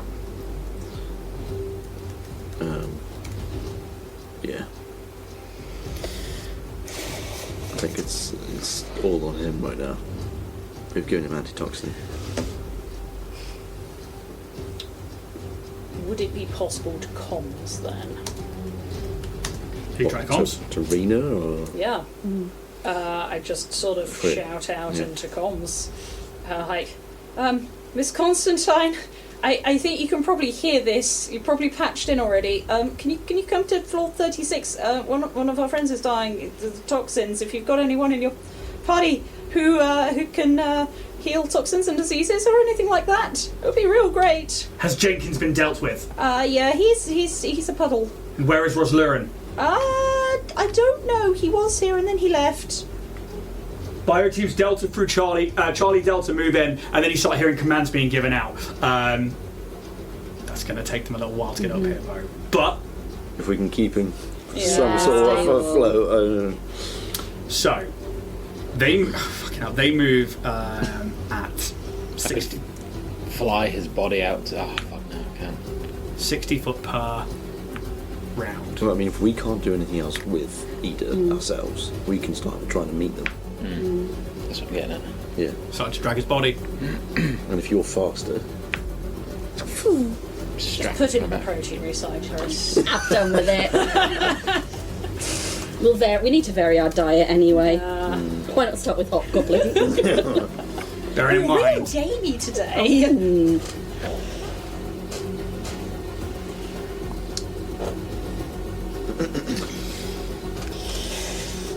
because this is where carrying capacity comes into effect, I think, rather than D&D rules, which is like half movement and stuff like that. think I'd say between you, if you are dragging him, I will give you, instead of half speed, I'll give you 20 foot around because it's all together trying to get him up. But then you could obviously dash at the same time, so it's 40. Obviously, you've got to get back to here, and then you're down. So it's what? How long's one side in this? 120 feet? That's a lot, isn't it? We might but if be. we're sprinting, which is a full turn, that's Only in a straight line. Yeah. Still quicker it's- on the corners. 30, 35, 40, 45, 50, 55, 60, 65, 70, 75, 80, 85, 90, 95, 100, 5, 10, 15, 20, 25, 30, 35, 40, 45, 50, 55, 60, 65, 70, 75, 80, 85, 90, 95, 100, that's 200. Could we put him on something? 240 Use him like a little foot skidoo. aside. Not a skidoo. Sledge. Toboggan. He's the one with the carry disc spell. yeah, that would have been useful. Ida, wake up. I mean, he's still conscious, right? Yes, but I don't think he's casting anything at this point. So let's have a look at afflictions. Victim loses dexterity bonus to the armor class and they can't take reactions. Okay. Okay, let's have a look at spells. Because I wonder how long. Hover disc. But then again, he has to control the disc still. I'm going to ping off a message to my Histoki Teams chat. Jenkins is no more. Does anyone have antitoxin or medical kit or expertise? A friend is down. On the off chance that someone up there has something. They are. You get pings back like confused. Like Jenkins is dead. Some of them are like, we'll start coming down, but you're not sure in the mass amount that's there. If there's anything. Just Ida, his arm flashes. Hair in my mouth. And you watch as this disc underneath him and lifts him up. And he's like, "Get me out of here!" And it begins to move him 60 foot. As it says in the spell, you create a thin circular plane of force 3 feet in diameter, able to hover up to 3 feet above the ground. When you cast a spell, you can give the disc general instructions such as "take me across this field of lava" or "take the rescued Shirin back to town." You can tell the disc to go to any location you are familiar with, and it follows these instructions without error, even travelling beyond the spell's range. If you give the disc no instruction, it follows 5 feet behind you. The disc can carry up to 20 bulk for each caster level you have, has a fly speed of 60 feet, no higher than 3 feet, and can move beyond the spell's range. It moves at your command or the command of a creature you designate as a move action. Ida tells it to get him out of here, and it will move him 60 foot around the corner. However, we're moving at 60 foot around. Yeah. At this point, I'm going to have to make that check. Yeah.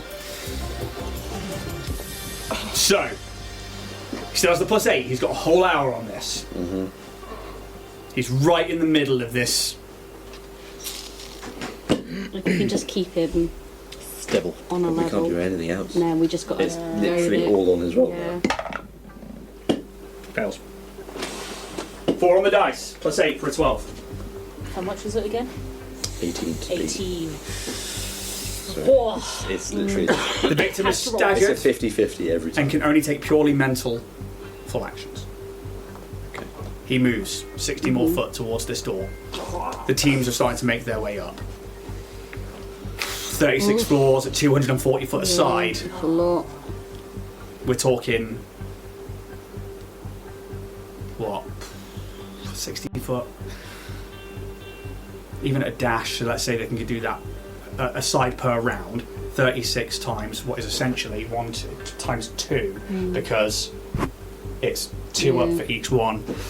It's going to take them like 18 rounds at least to get up here. Would a 30-foot fly speed make a difference? No, it's the same as your ground speed.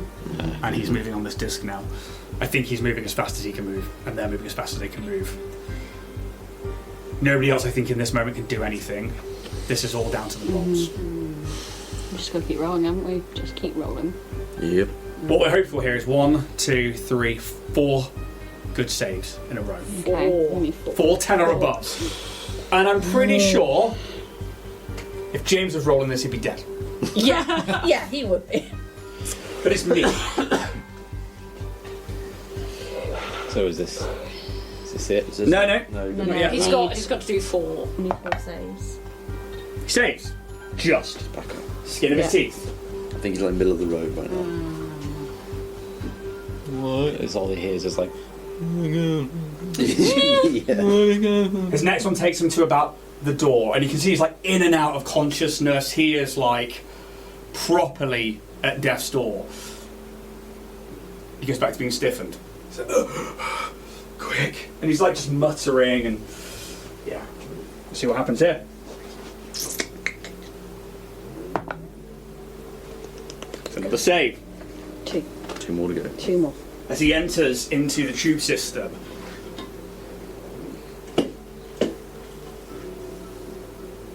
his breathing becomes a bit more deep.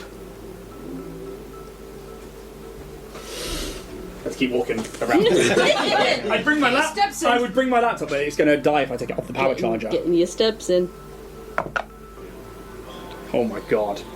So, Jack, I need you to count the rounds. That was 2 rounds out of 18. 2 rounds out of 18. So 16 left to go. Oh my god. Okay. Back to stiffened. Got Do a we need tally. to just keep rolling it up here now? Well, I think so, but like I want it to be seen on camera so that like We can go around the table. I think roll. it'll be... Yeah? Yeah, let's do it. Let's just... as long as people, yeah, I'm doing it open Yeah. so you guys can see. Okay, here we go. Next one. 5. Staggered. Oh, That's 3. Yep. I'll mark it in a minute. Number 4. 4. His skin starts to bubble again, and like you guys are like get like a gurney. You're just by his side. You're like, I mean, what are you saying in this moment to like encourage him? Is there anything like, you know, is it just like an episode of Casualty where like somebody's been hit by a load of fireworks? Is it like, you know, mid-90s 9 o'clock TV, or are we looking at like Holby City. in his panic, can Roose put the defib on him? If it's like one of those patch things, just like anything, fucking anything. Yeah, I mean, do you want to hit the defib? Not now. I'll wait till he's dead. Yeah. I think Kaz is riding alongside Ida just as it's kind of moving along. I think he's trying to sort of vocalise, it's like, Ida, come on, you've got this, buddy. Whilst trying to inject some nanites just to try and stitch up any wounds that may be splitting and just try and keep him apart. Yeah, and I'm just asking for flavour here, Yeah. more than anything. Ren is like, fucking, we did not pull you out of a prison cell for no fucking reason! This, by the way, could be it. So, yeah, one roll on that side. One fail save here and he's gone to dead. Fucking hell, James. Oh my god, that's actually it. oh my god. Oh, Actually, the one. Defib? Sorry. Oh, that is a nat 1 for those on the podcast. Roose says defib.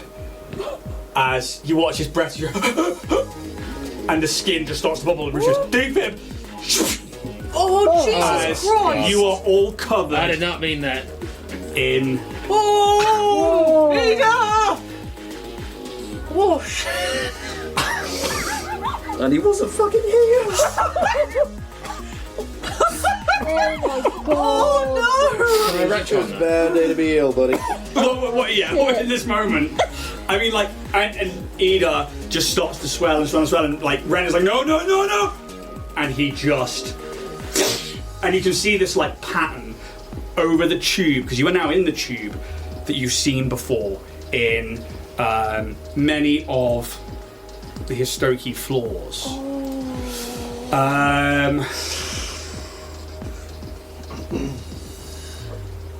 Trying to find something. Calyx doesn't really know what to do and starts just picking up pieces Oh my and god. just putting like the pieces back together and like trying to use bits of silk to try and like patch weld, and I'm just like not really sure what to do. Calyx. As the disc, Oh, fuck. the first thing that happens is this explosion of gore. Just, I mean, like, Roose is pretty covered anyway, but like now there is just like red all over you, all of you. For Kaz, obviously you've got those goggles on. The rest of you, it's like you open your eyes and there's just like tendons and stuff. The disc disappears, and like a splash of part innards, part melt. You can see that like this neurotoxin has liquefied the body from the inside out.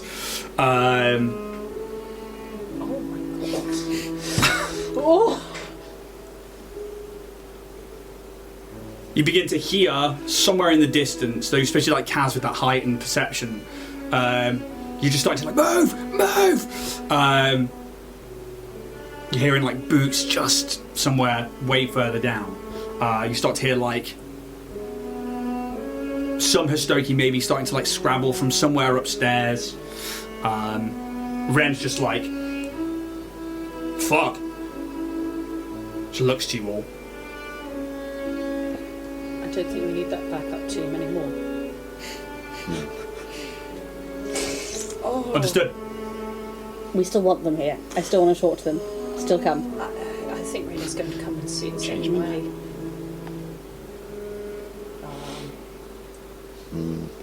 Did all his shit explode with him? There's bits of stuff everywhere. There's probably like a metal arm, because actually that hasn't got blood in it. They're just like, tung. Is the helmet still? Yeah, I'd say that like, yeah, the clothing's fine. And something you've noticed with the Histoki is that like things like the ties and the clothing, a lot of like the fabric has ripped apart as his body has just like violently Erupted. yeah, like expanded and erupted. The mask like would have just like flown off and hit a wall somewhere. But like his gear is still, there. That's not going to be destroyed by it. Close that character sheet. TJ is in this very kind of state of, I think his state of shock just comes into, right, things need to happen, things need to get done, and I'm going to collect up like the samples that Ida had been collecting throughout the whole time, his helmet, his data pad. Just going, it's not for nothing. It can't be for nothing. We will have time to mourn him, but grab his belongings that you can, and we need to compose ourselves. Calyx, can you compose yourself? Still just putting Calyx together. Calyx. Fine. We will have our time, but it's not here. I think Roose is like, he's seen like so many partners and like, I guess people he knows die, but it's always like one too many, so he's just like carrying on with like a sullen sort of sort of wipe as much off as can. And you guys start heading down? I want to go back up. I want to try and find the Histoki that survived. Eventually, you make your way back onto floor like 36, and you kind of like just stand there for a second. You're only just outside of the thing, and you start to see like Histoki start to come down from the tubes, and there's like starts with like one like peering around a corner, and then like they just see you coming to go, but they like start with like TJ. Yeah, it's hello. Yes. Is Jenkins really gone? Right. Okay. This is the brief. And like you start to see like the tunnel behind them starts to fill. I will get out my microphone. Right.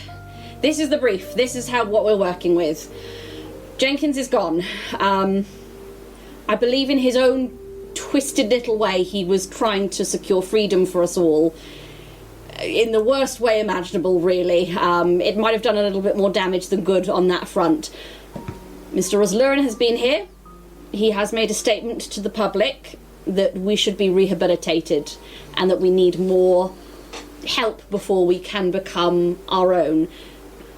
We need to prove to them that we are capable. We need to prove to them that we are resourceful and able to be independent. So I need you all to really give it the best that we have got. I know this has been a trying time, and I'm dreadfully sorry that I wasn't here, but I have lost a very dear friend today who has done his best to ensure our freedom, and so I need you to help me honour his memory in that. Can you do that, friends? Brothers, sisters, can we show them that we are real and that we are worthy of our freedoms? Yeah, and they just start they're just like clapping furiously, and like it's this weird moment of like the somber reality of mortality meets this gruesome scene, but also these beings that hang on your every word, and the ones at the front are like, what can we do? And it's probably around that time you start to see that like relaxed, not guns up or anything like that, but some of the defense teams start making their way in. They like, you see some of them are like inspecting just around the corner. Other ones are beginning to like come in, and they're like, you can see like for a moment the Histoki like freeze up, but then like one of them like takes off this like respirator, and it's like a it'd probably be it's a dwarven man, and he puts away this like bolter. She's like, hey, somebody needed help? Bit late, I'm afraid. Points. And I'm sorry to hear that. My name is Captain Elias. We're gonna get you guys out of here. We're here to help. Charlie, Delta, we found the survivors. And they begin to lead you downstairs. And the Histoki come with. And you can see like the defense teams begin to fill out on every floor. And they are doing like sweeps and searches, but it's not like aggressive. They are just searching every nook and cranny to make sure everything's right. But also like they are lining the tunnel doors and stuff like that to make sure that nothing's exiting or entering that could be hazardous. Eventually, you are led to the first floor, where by this point, a pretty solid perimeter is set up throughout the entire building of the defense teams. And you guys sort of leading the way with Captain Elijah bringing you down. Not Elijah, whatever I just said his name was. Elias. And you got to come up with things off the top of your head. Elias, it's like, we probably found the boss outside. And you guys like move out into like the light of it's essentially daytime on Absalom Station. There's no natural light here, but the like city lights above are bright, like it is a daytime. So you come out and your eyes take a moment to adjust as you start to like hear the chattering and like the hush and the hush of a crowd. You hear like boots turning, you hear like weapons moving against like bodies, like that clang of like metal or carbon fiber, things like that. And as your eyes adjust, you see this small army of Dynatech defense teams that have created a perimeter around this tower.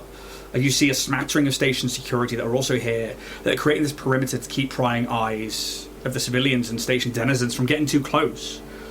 Orders are still being shouted out for people to move, and defense barriers are still being put into place. And you can hear this all over this like loud crowd that's behind somewhere as you're still adjusting. Caleb, you've been out here, you know what's been building up.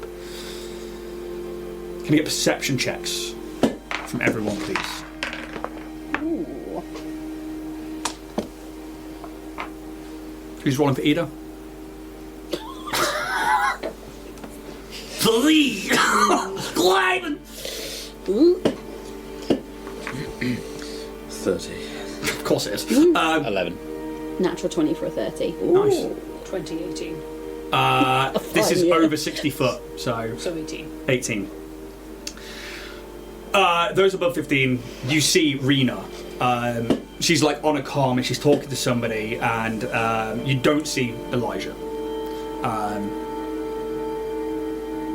And her head turns, and she like nods to the captain. Hand comes away from her comm, and you can see like in the distance like some like makeshift hollow screens have come up from like journalist drones and stuff like that, and you can see like yourselves leaving this door just covered in, as James would say, visceral.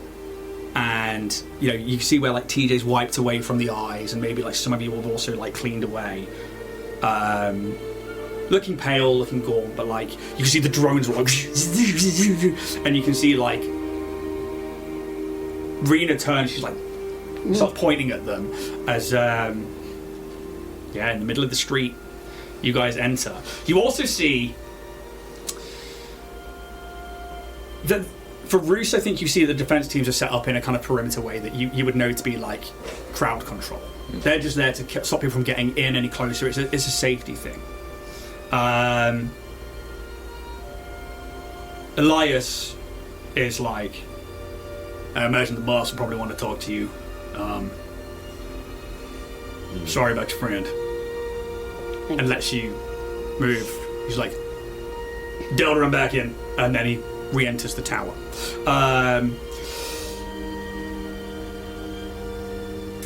As you exit the structure, no weapons are being targeted at you, but you can see that there's like a loose defensive stand.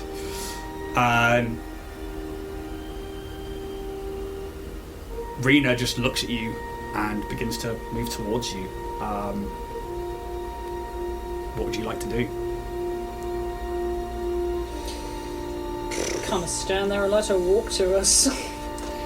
I'm probably not moving. I'm not even sure what Cass would fucking do. It was 30 though, wasn't it? Sorry. 30 and 30. Yeah. 30. That was what I actually Tip, bro. need to get to. We're down to 2 again. You can see a small, Stop it. it's like a rig has been set up, and it's like a cherry picker kind of lifter, but a bit more sci-fi. And you can see that there are people that are trying to get views and stuff like that, mostly journalists, but on one of them you just spot a familiar looking desk. Brag. Sorry. He fucking wishes. Just give me a recall knowledge check for you two. 16. It's out of the tray. Train was fucking natty 20. Oh, mate. Oh my Oh god! my god. Bouncy. 2. Oh. That's no, three. you're no, 2. 16. 16. Yeah, just something familiar. Just nothing that you gauge apart from that. And Familiar Vesk. yeah, just something you've seen before. But that's probably because your mind's not in that moment. You know, it's just like everybody else is like, it's just this slightly out of place thing where like you just see all these cameras and these drones, these flashing lights, and you just see, you like clock it, and then you're like, Rena's there, she's like, and she looks around. Another companion, it seems, has left to you. Both, and she looks to you, Roose, militia work and Starfinder work, so her head turns to you, comes with these risks. But we should probably find somewhere more quiet to get you cleaned up and have a chat. She looks to you. We could, and she points to the building, use one of the rooms here and get this out of the way.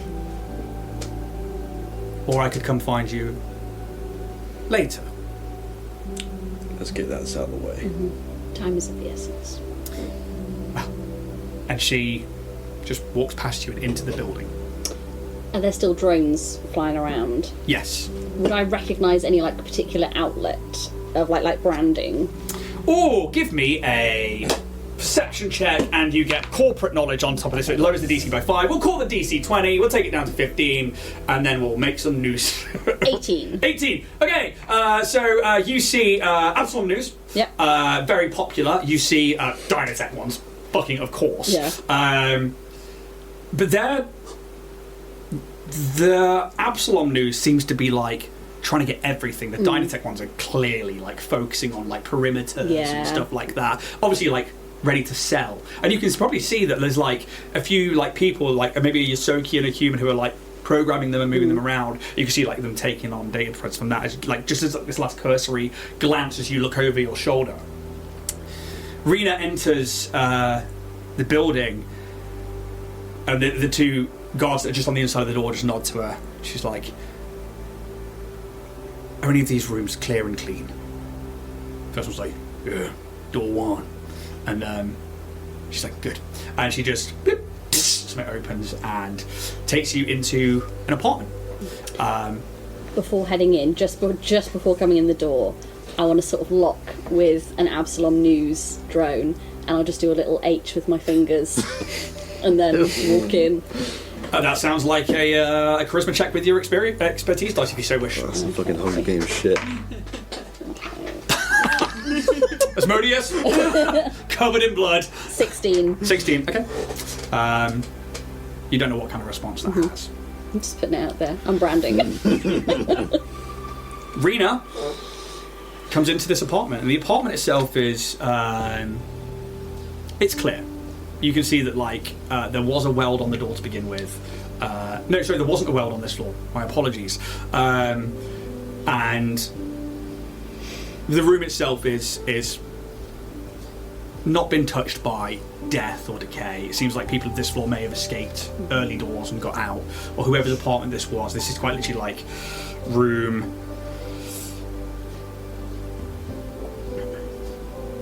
That'd be room 3 that you're in, of all several thousand of them. Room 3 of 2,696. Very specific. Yeah. Oh yeah. We went through the numbers. We quite literally, because this is like loved it, Jack. This is 50 floors with the same thing, designed to be a hamster cage, and we went through and numbered each room and like positioned like where all of the protein recyclers and the doors and the tubes are. This is the level that went into the backstory creation. And she sits. No, she doesn't sit. Sorry. There is this like table in the middle of the room, and you can see that like there is maybe like a little bit of food left on a side. There's a few papers, maybe like somebody's practicing a signature, writing different possible names on it. And she leans, hands in front of her, this massive glaive on her fucking back, by the way, in this like armor that has they're almost like designed to, you know, like the Elysium armor that gives you the extra strength but while leaving you very exposed. Exoskeleton. Yeah, it's like an exoskeleton. It has a few plates over vital organs, but it's then covered in like magical runes that are glowing and pulsating. Hey, I'm Bessa. And you meet some of that. She looks fucking powerful. Obviously, she's got this like blue-hued human skin, these horns, this hair that pulls back.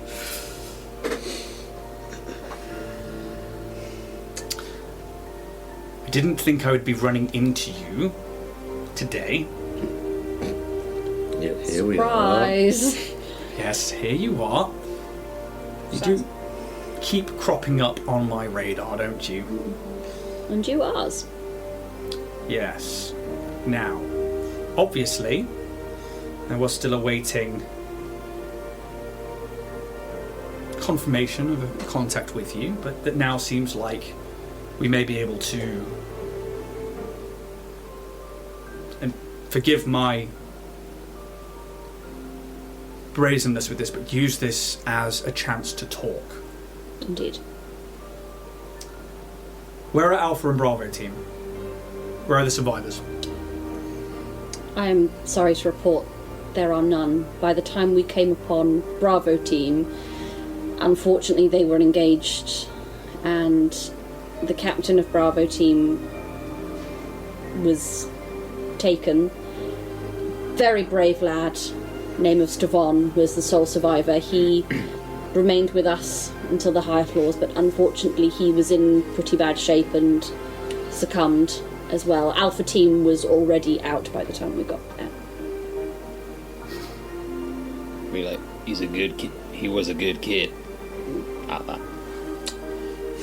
She there's like a small smile as the eyes look toward you, Roose. He was. We lost contact with the forward operating terminal earlier today.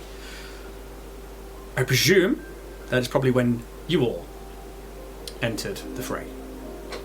What cut off the communication with Alpha and Bravo team? Jenkins had created a device using many of the compounds that the Hostoki had on their person, and jury-rigged a signal jammer which ran through the entire tower mainframe.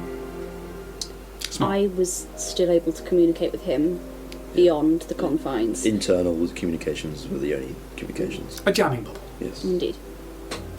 Impressive. Would not have expected so much from him. I believe Ida did Ida relay that it wasn't potentially all Jenkins? Didn't he do a check to find out that it was potentially not just a Jenkins move? I don't remember, Okay. so I'm not going to answer that. Fair play. Fair enough.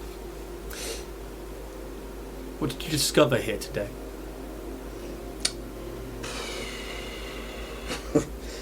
Well, we don't know the truth behind it all, that's for sure, but Jenkins had quite clearly succumbed to a lot of persuasion and, quite frankly, well, vampirism. I'm not condoning his actions, but I think that he was, in his own way, trying to do what I've been trying to do, what my people have been trying to do to get us some freedom, and I believe that he saw vampirism as a chance to do that, and I will put the wooden stake on the table. I found this in his apartment. Now, I know that you're a woman who is smart enough to realise that potentially his intentions Sees the had grander. etching of this half name. Yeah. You found this in Jenkins' apartment. I did. Have you pictures? I have so many pictures. Good. She pockets it. Interesting. Do you think Jenkins was acting alone? Yes, I do. He was doing his own thing, but I don't think he's entirely at fault by any means. He might have maybe found others beyond the Hostoki, who knows, but What was his motivation? probably to get one up on me, really, in the grand scheme of it. Just to want something more. I think he was led down a path that led to, well, I mean, the path was greed from the get-go, I think he was fed more and more and more, and he was given a slightly higher position. Well, he was moved. He moved from legal to marketing. Around the time that I went off on with met you all and we went on the first expedition, myself and Jenkins both believed there to be a promotion available to us, which now is incredibly naive, in head office, but we both applied ourselves to gaining traction for that role. We were both led to believe that there was something we could attain to, and I wonder if, had our paths been switched, would we have followed the same track? Who led you down this path, you and Jenkins? Who offered you this position at head office? I don't know, it was just whispers and rumours that we heard that it was there. It just sort of went round the grapevine, you know, memos, and I mean, I applied to go out into the stars. I don't quite remember how it came about, but I filled in an application to go. You went, clearly, with Calyx. How did Kimpire's poster child end up with a wanted ticket on him? Or she. Or she! It's interesting, right? That you would be their little prize, yet I get given an order to eliminate you from much higher up than myself, that supposedly comes from your champion, your sponsor. I think I might have disappointed Kimpire. I think you pissed her off with whatever you did. What did you do? Pardon you. Hungry? A little bit. Things don't change, Roose. Hasn't left eye contact with you. I feel you probably actually already know this. You can give me a sense motive check.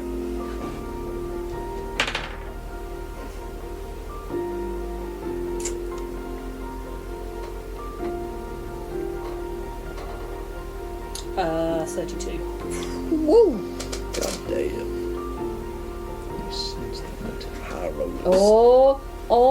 No whispers be happening. Oh, whisper, whisper, if you got Amazon Prime, get that Twitch You're a Prime sub.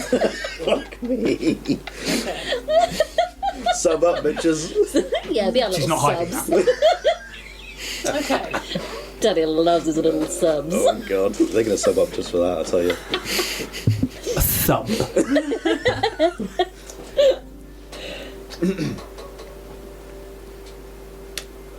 So, I think we found out things about Dynatech that were not, certainly for me personally, not aligned to what I would deem beneficial for me, or what I was sold on, or what I believed Dynatech was aiming to do or be. And I think that is kind of the same with TJ here. And Have a perception check from everyone during this, please. Carry on. Very sexy. 29. 15. 33. Show off. That's what I do. I see things. 32, Cool. 30. You can see her turning off her data pad. Rena. She's currently holding the off button, Yeah. and you see it flash off. And she's doing it, not subtly, but it's like she's trying to maintain focus with you. Kimpire requested help with infiltrating the Starfinders, and I did not appreciate such things. And when I found out about how the Desmar silk was produced, I decided to not follow Kimpire's rules anymore. We had a conversation, and she made it very clear that I had no particular choice should I remain. She is a fickle being.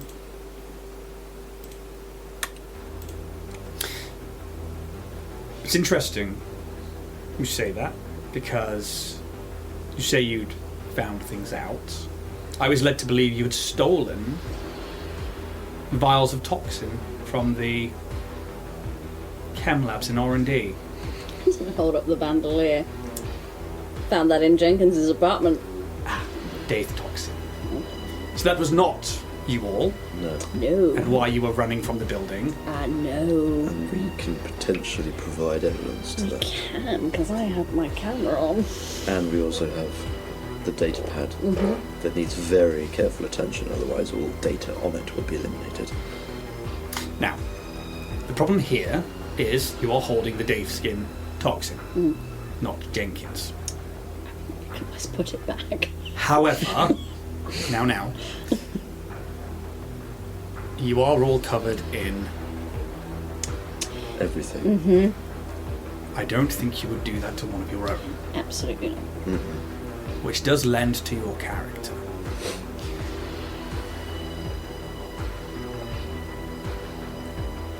I would prefer to see that handed back, if possible. Oh, please. I do not want this. Thank you. Takes those off your character sheet, please. Yep. Goodbye, money. So much money. What did you find in research and development? If it wasn't this that you stole, what is up there that caused them to want you dead? I do want to take a seat because I've got to show you some stuff. Yep. I will go about telling her about my initial foray into R&D in a, again, naive attempt to get some annual leave. So on entering the lab,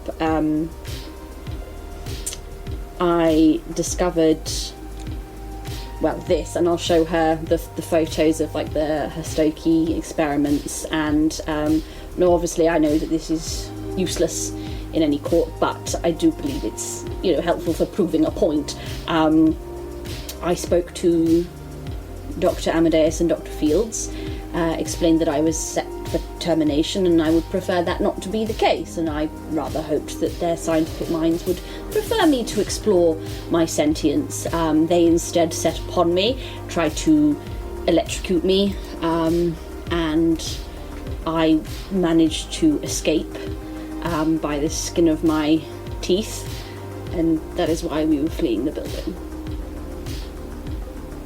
Interesting. However, you gained access to research and development without permission. Oops. How? Where would you have got a key card with that kind of clearance from? We found one. You found one. I'm going to sense note of that. It's only a 3 on the dice. However, Plus a billion. Yes. that seems like a bluff check. It is a bluff check, isn't it? Okay. Plus expertise. 32. I won't poke any further to that, but I do need to know where the threats are. You beat hers, by the way. She rolled with a 3 on the dice, a 27. Oh, Lucy. I think In the interest of some transparency, that is not a threat that poses itself in the immediacy from that angle, Calyx. Do you still have this key card? We do. On you? Yes. And like teachers looking like, Now, I am not going to ask for it. However, I would err on the side of caution. oh yes. I do still have to act within the company's best interest. Should you trespass, I will act accordingly. We don't have any immediate intention of trespassing. You can count on that. It's not even on floor 184. Now there's an interesting point, isn't there? Because maybe not right now, because we know what's up there. What is up there? What is up there? Sense motive if you want, or are you... Yeah. Christ. Okay. Roose is just like, Yeah. you can tell that she's like 33. 33. Fucking hell, nice. This is what I was built for, baby. Yeah. An 11 on the dice. It's 24. Well, her sense motive is plus 24. So that's a 35. Okay. Which you rolled a... 33. Her bluff is a plus 19. Okay. I could learn to say that too. So she's obviously hiding something. Yeah. But not all that much. There is still a curiosity to Yeah. There is something, you are quite right, malevolent on that floor, and she just looks. Her head just turns to Roose. Where are the rest of DT14, Roose? dead, I believe. Straight up, man. Maintenance. I'm just saying. Yeah. You don't got time to fuck around. Yeah. I know Doing the that lions. a lot of them died on Septilon 13, but Sephiroth, where is he? So, out of character, I did check Yeah. on, I think, each individual member. When we did Yeah. like the And as far as I'm aware, Roose, they're all dead. yeah, I mean the last thing you saw of Sephiroth was the last person that you saw within this thing was he was sat in some kind of armchair with a decayed body and a bullet in his head. That's what he knows, and he's not going to hide anything untoward. Interesting. Who would want to see you or that team, or the survivors of that team, gone? And then he whispers his name. It's just like, Decorator Prior. Interesting. Do you know we recently apprehended Decorator Prior? No, I did not. Kashoria was an interesting place to go. Wasn't it, Calyx? Why? Why Kashoria? Why? When you knew full well the Empire would know you'd run home. Her eyes were on you. For as far as you were aware, my eyes were on you. But you still went. Why? More important things than fear. Like? You're in contact with Epo and Neymar, I am. and I assume they've reported to you. They have, which is why we are having a conversation. They have said very strong things about you all in a positive way. I trust their judgment. The behaviour of Dynatech on my home planet threatens issues with Atlantis space. Yes, it does. And she gets stern. Who do you think is behind this treachery? I mean, I think this is what we're trying to find out, because at the Who moment, do you think is behind this treachery? out of character. We saw on Kashoria when we had that orb, Yep. or that moment after the fight, we saw everyone's backs, effectively saw the backstory slightly a bit, didn't we? That was visible to everyone. Yeah. Okay. Cool. So just so that this information. There are individuals, and I looked at Kaz. I don't mean to say about you or anything, but your Say own what you must. history denotes that there are people on your planet who have interests in the future perfect, as Dynatech would put it.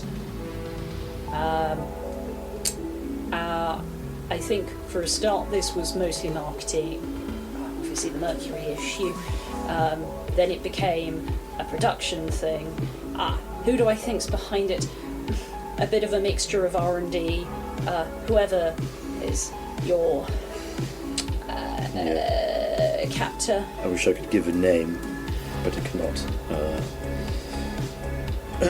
I think Kaz will take off his glasses. Goggles. Yes.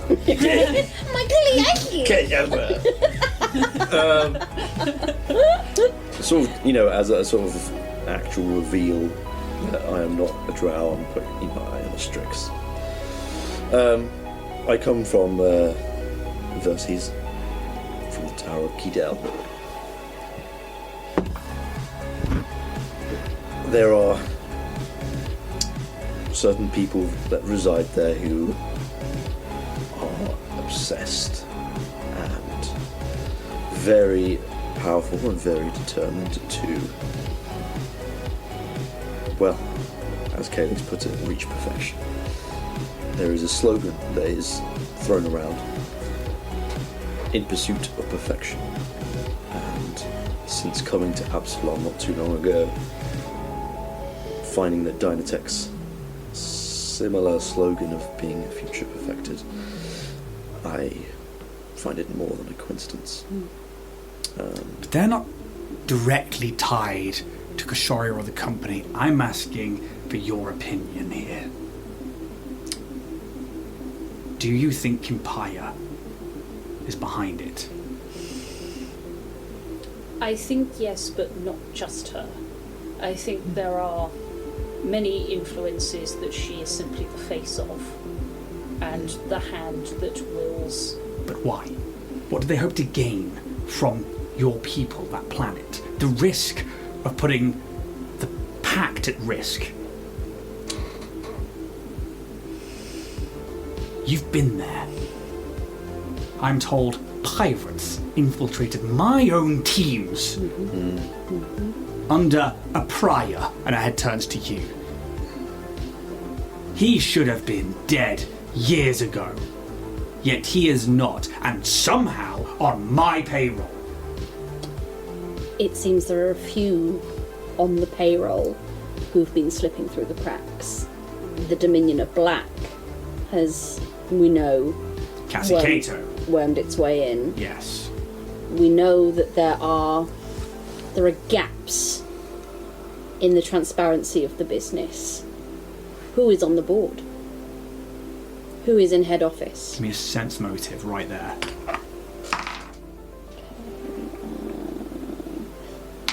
Whoa, come back, dice. Come back. Oh, it's so lively. Good. That's 6. No. Okay. 26.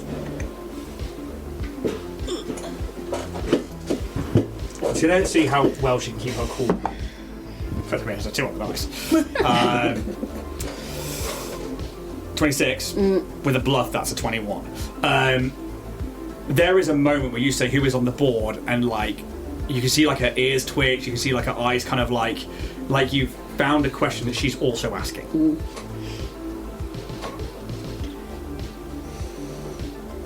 I think, Miss Constantine, that perhaps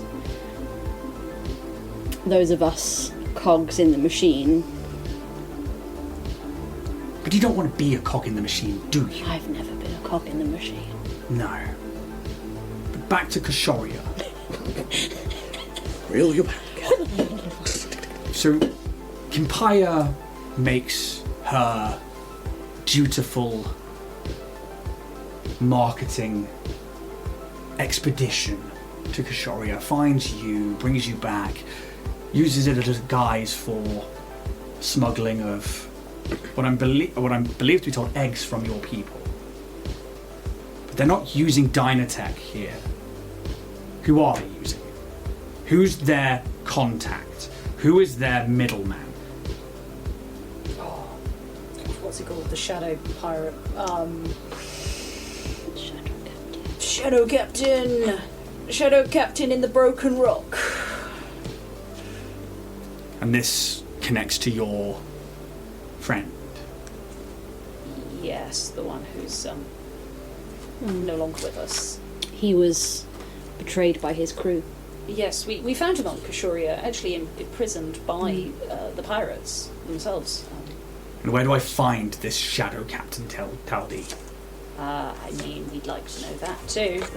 Broken Rock, wasn't it? It was Broken Rock, but I mean, can't tell you more than that. But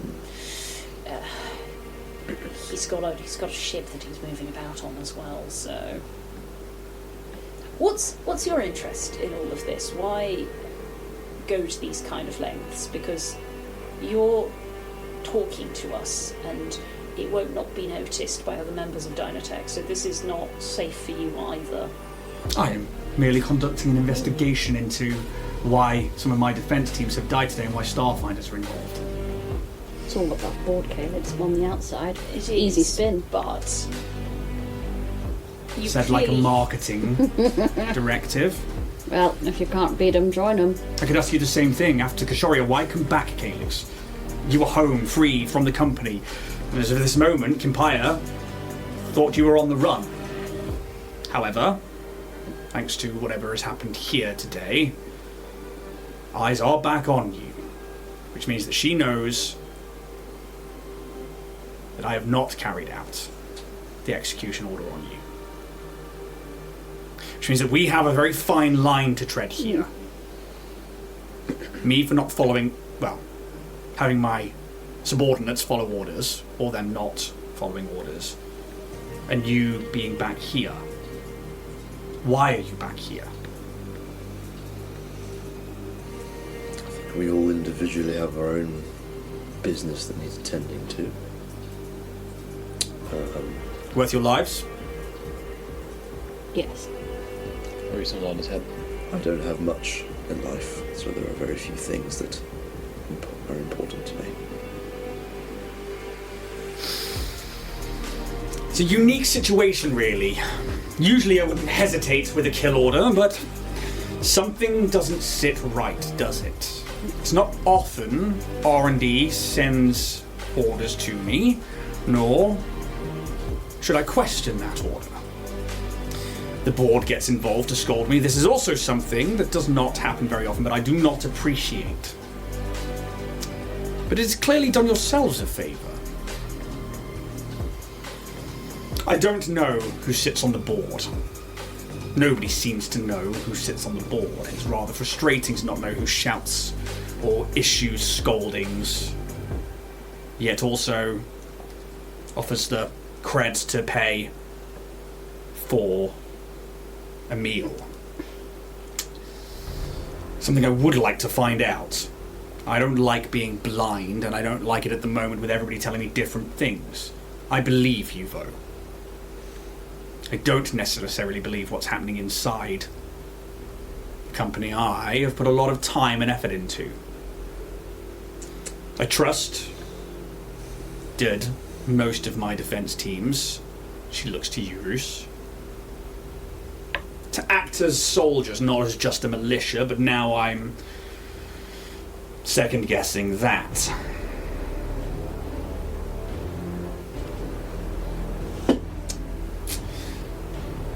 Where do we go from here? Well, look, I'm not going to sugarcoat it, but Keydale is very clearly in ties with Dynatech somehow, and Keydale are not to be taken lightly. They are incredibly secretive, much like the board of Dynatech are. Much like certain departments within Dynatech are. And from what we have discovered on our travels, it may seem that there are some connections there, that threads to pull between the manufacture of silk, what has happened to you and your crew, and what is happening in the lab. She turns her data pad back on. You see it flash to life. She taps something for a moment, and a hologram appears of an orb. You recently asked about us having one of these, and stated that you'd found one on Avil. Have you found any more?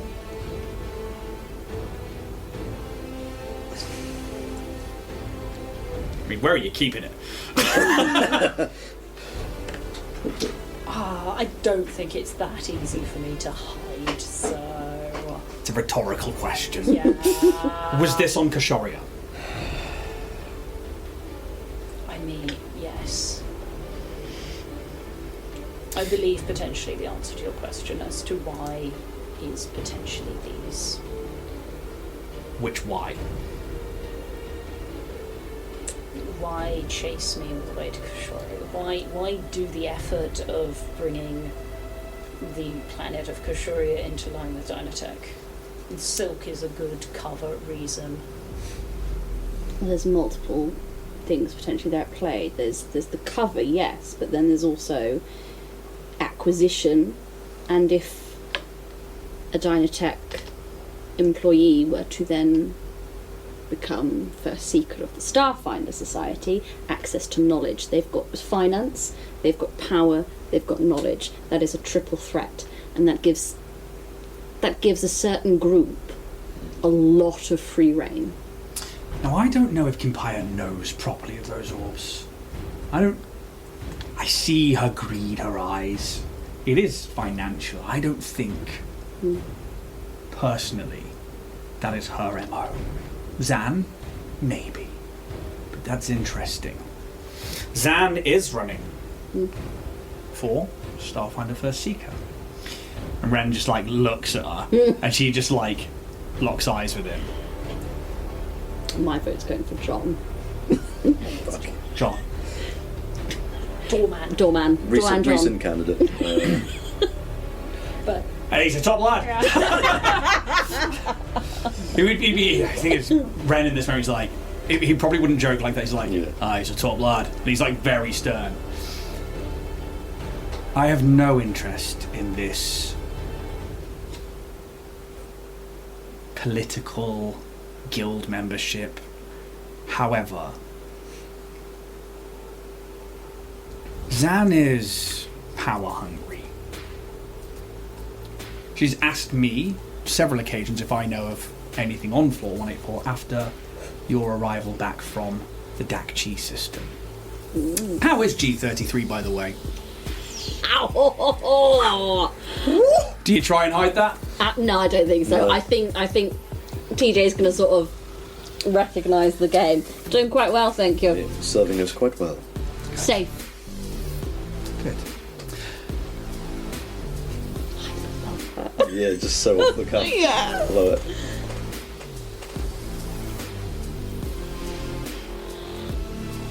what is your end goal? What do you want? Really? She doesn't smile. Ian's smiling. She remains stern. Give me a sense motive check.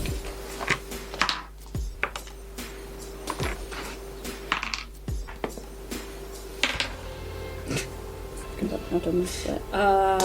32. With a nat 20. Yeah. 35. Okay. 24. 22. Okay. I'm doing this in advance of what I'm about to say, and then I will tell you. Because I want to be able to reveal things to the group, basically. I've worked for this company for some years.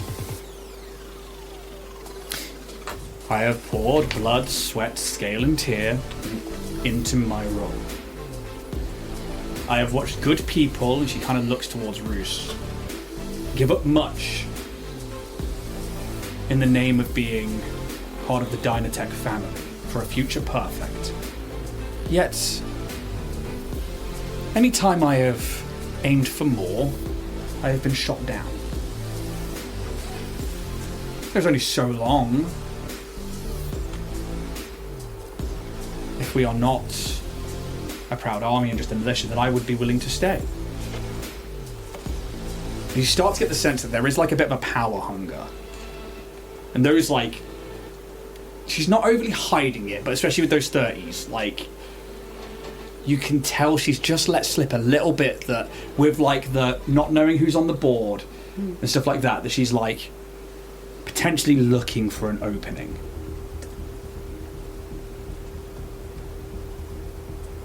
There is corruption, clearly, within Dynatech. I trust myself to not be corrupt, and very hard to be corrupted. Would I like to see myself rise maybe to a higher position? Maybe. Does that mean throwing some colleagues under the bus? Or maybe if they deserve it. Maybe a overzealous Vesk. Maybe a power-hungry Shirin. Maybe a bloodthirsty vampire or two. They're all fighting against each other, pulling, scheming. I mean, look what one of them managed to achieve today. Maybe not by choice or by direct, but via consequence. I would like to see a purge within the company, where maybe profit isn't all that matters. It does go a long way. I think we are done here. What happens now? Interesting. Because as soon as you walk out of that door, Kimpire will know you're alive. She will know that, well, I complete ignorance. My subordinates will be dealt with. And she sort of smiles. But they're very far away.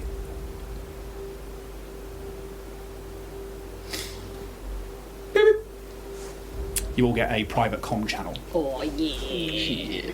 Okay. I will be available to talk to on occasion. You have dropped some very interesting names with me today. She stretches. As soon as you walk out of that door, they will all know you're here. Good. We can handle ourselves. At least somewhat. There's only so long you can spend in the shadows. And they have quite a bit of help for the Starfinder Society these days. Good. That will offer you a small body of protection. But you have my word. I will stay the hand. I like you. And we'll pick up there next week. As the last thing we see is the blood-covered crew of the Orion's Hope leaving the Hostoki Towers that are now public knowledge that this is where the Hostoki were being housed. We see those big screams as you four and Ren leave, and Ren's like, look, we need to go. Let's get out of the limelight. Let's get back I don't want to go out the front door. There's no other door to take. But let's get back to the Lost Spire complex. At least there we get a bit of privacy. Yeah. And with that, the last thing we see on that camera is like you guys like pushing your way through a crowd. As we'll be back next week for episode 50. 50? 50! James, man. Yeah. Genuinely gutted. Is he watching, do you know? I don't know. He hasn't responded in no. chat. He's just at home crying. Jeez. Probably like, fuck you guys. I'll message him later and be like, look, maybe catch up. Ida went splat. Big splat. We tried. Hey, at least there's loads of candidates possibly for the next crew in the Starfinder Society. Yeah. Should we Getting through them. do a little giveaway for episode 50? Yeah. Do a little something. Cheeky up here. Cheeky little I've got a really nice big chunky dice with a Starfinder badge in it that I'm getting ready. Yeah. In a dice bag with that. Yeah? Yeah, I'll chuck in a dice bag. There we go. Come back next week where we're going to do live on Twitch. Little giveaway for episode 50. Just say thank you because we couldn't get one ready for the year anniversary. Thank you so much to everybody who was here live during Twitch. If you're watching on YouTube, thank you ever so much once again. If you're watching it during the week, be there on Monday night, 7 o'clock on twitch.tv/Dragonborn Industries, and we will do a giveaway probably just after the halfway mark in the episode. I've got a dice pretty much ready to go. We'll do a dice bag as well. We'll probably like do a little something for you just to say thank you for us being at 50. Happy anniversary to us. 1 whole year of Starfinder. 1 more year. Woo! You've got about 17 new characters. You've actually only got about 6 months until 2025 till 2 weeks. So we got to finish this campaign. And yeah, sorry, James. It's another character. Yeah, that fucking sucks. And another one. And another one. Oh my god, he's gonna have like a little array of minis at the end of this, isn't he? Oh, Well, stop dying then. That's his own fault. Yeah, Trinity Podcast. You hadn't remembered the notes or like the poison. Be fine. Yeah. It's just like, what a oh, time. no, it's What a day. it just sucks. That's his final word. I'll let James have his final word. I must be like, what a day. Gallows humour. Yeah, and we'll be back next week. Thank you, podcast listeners. Thank you, everybody. Please sum up, like, do all the buttons and clicking. May those dice gods be ever in your favour. Thank you so very much. See you later. Bye-bye.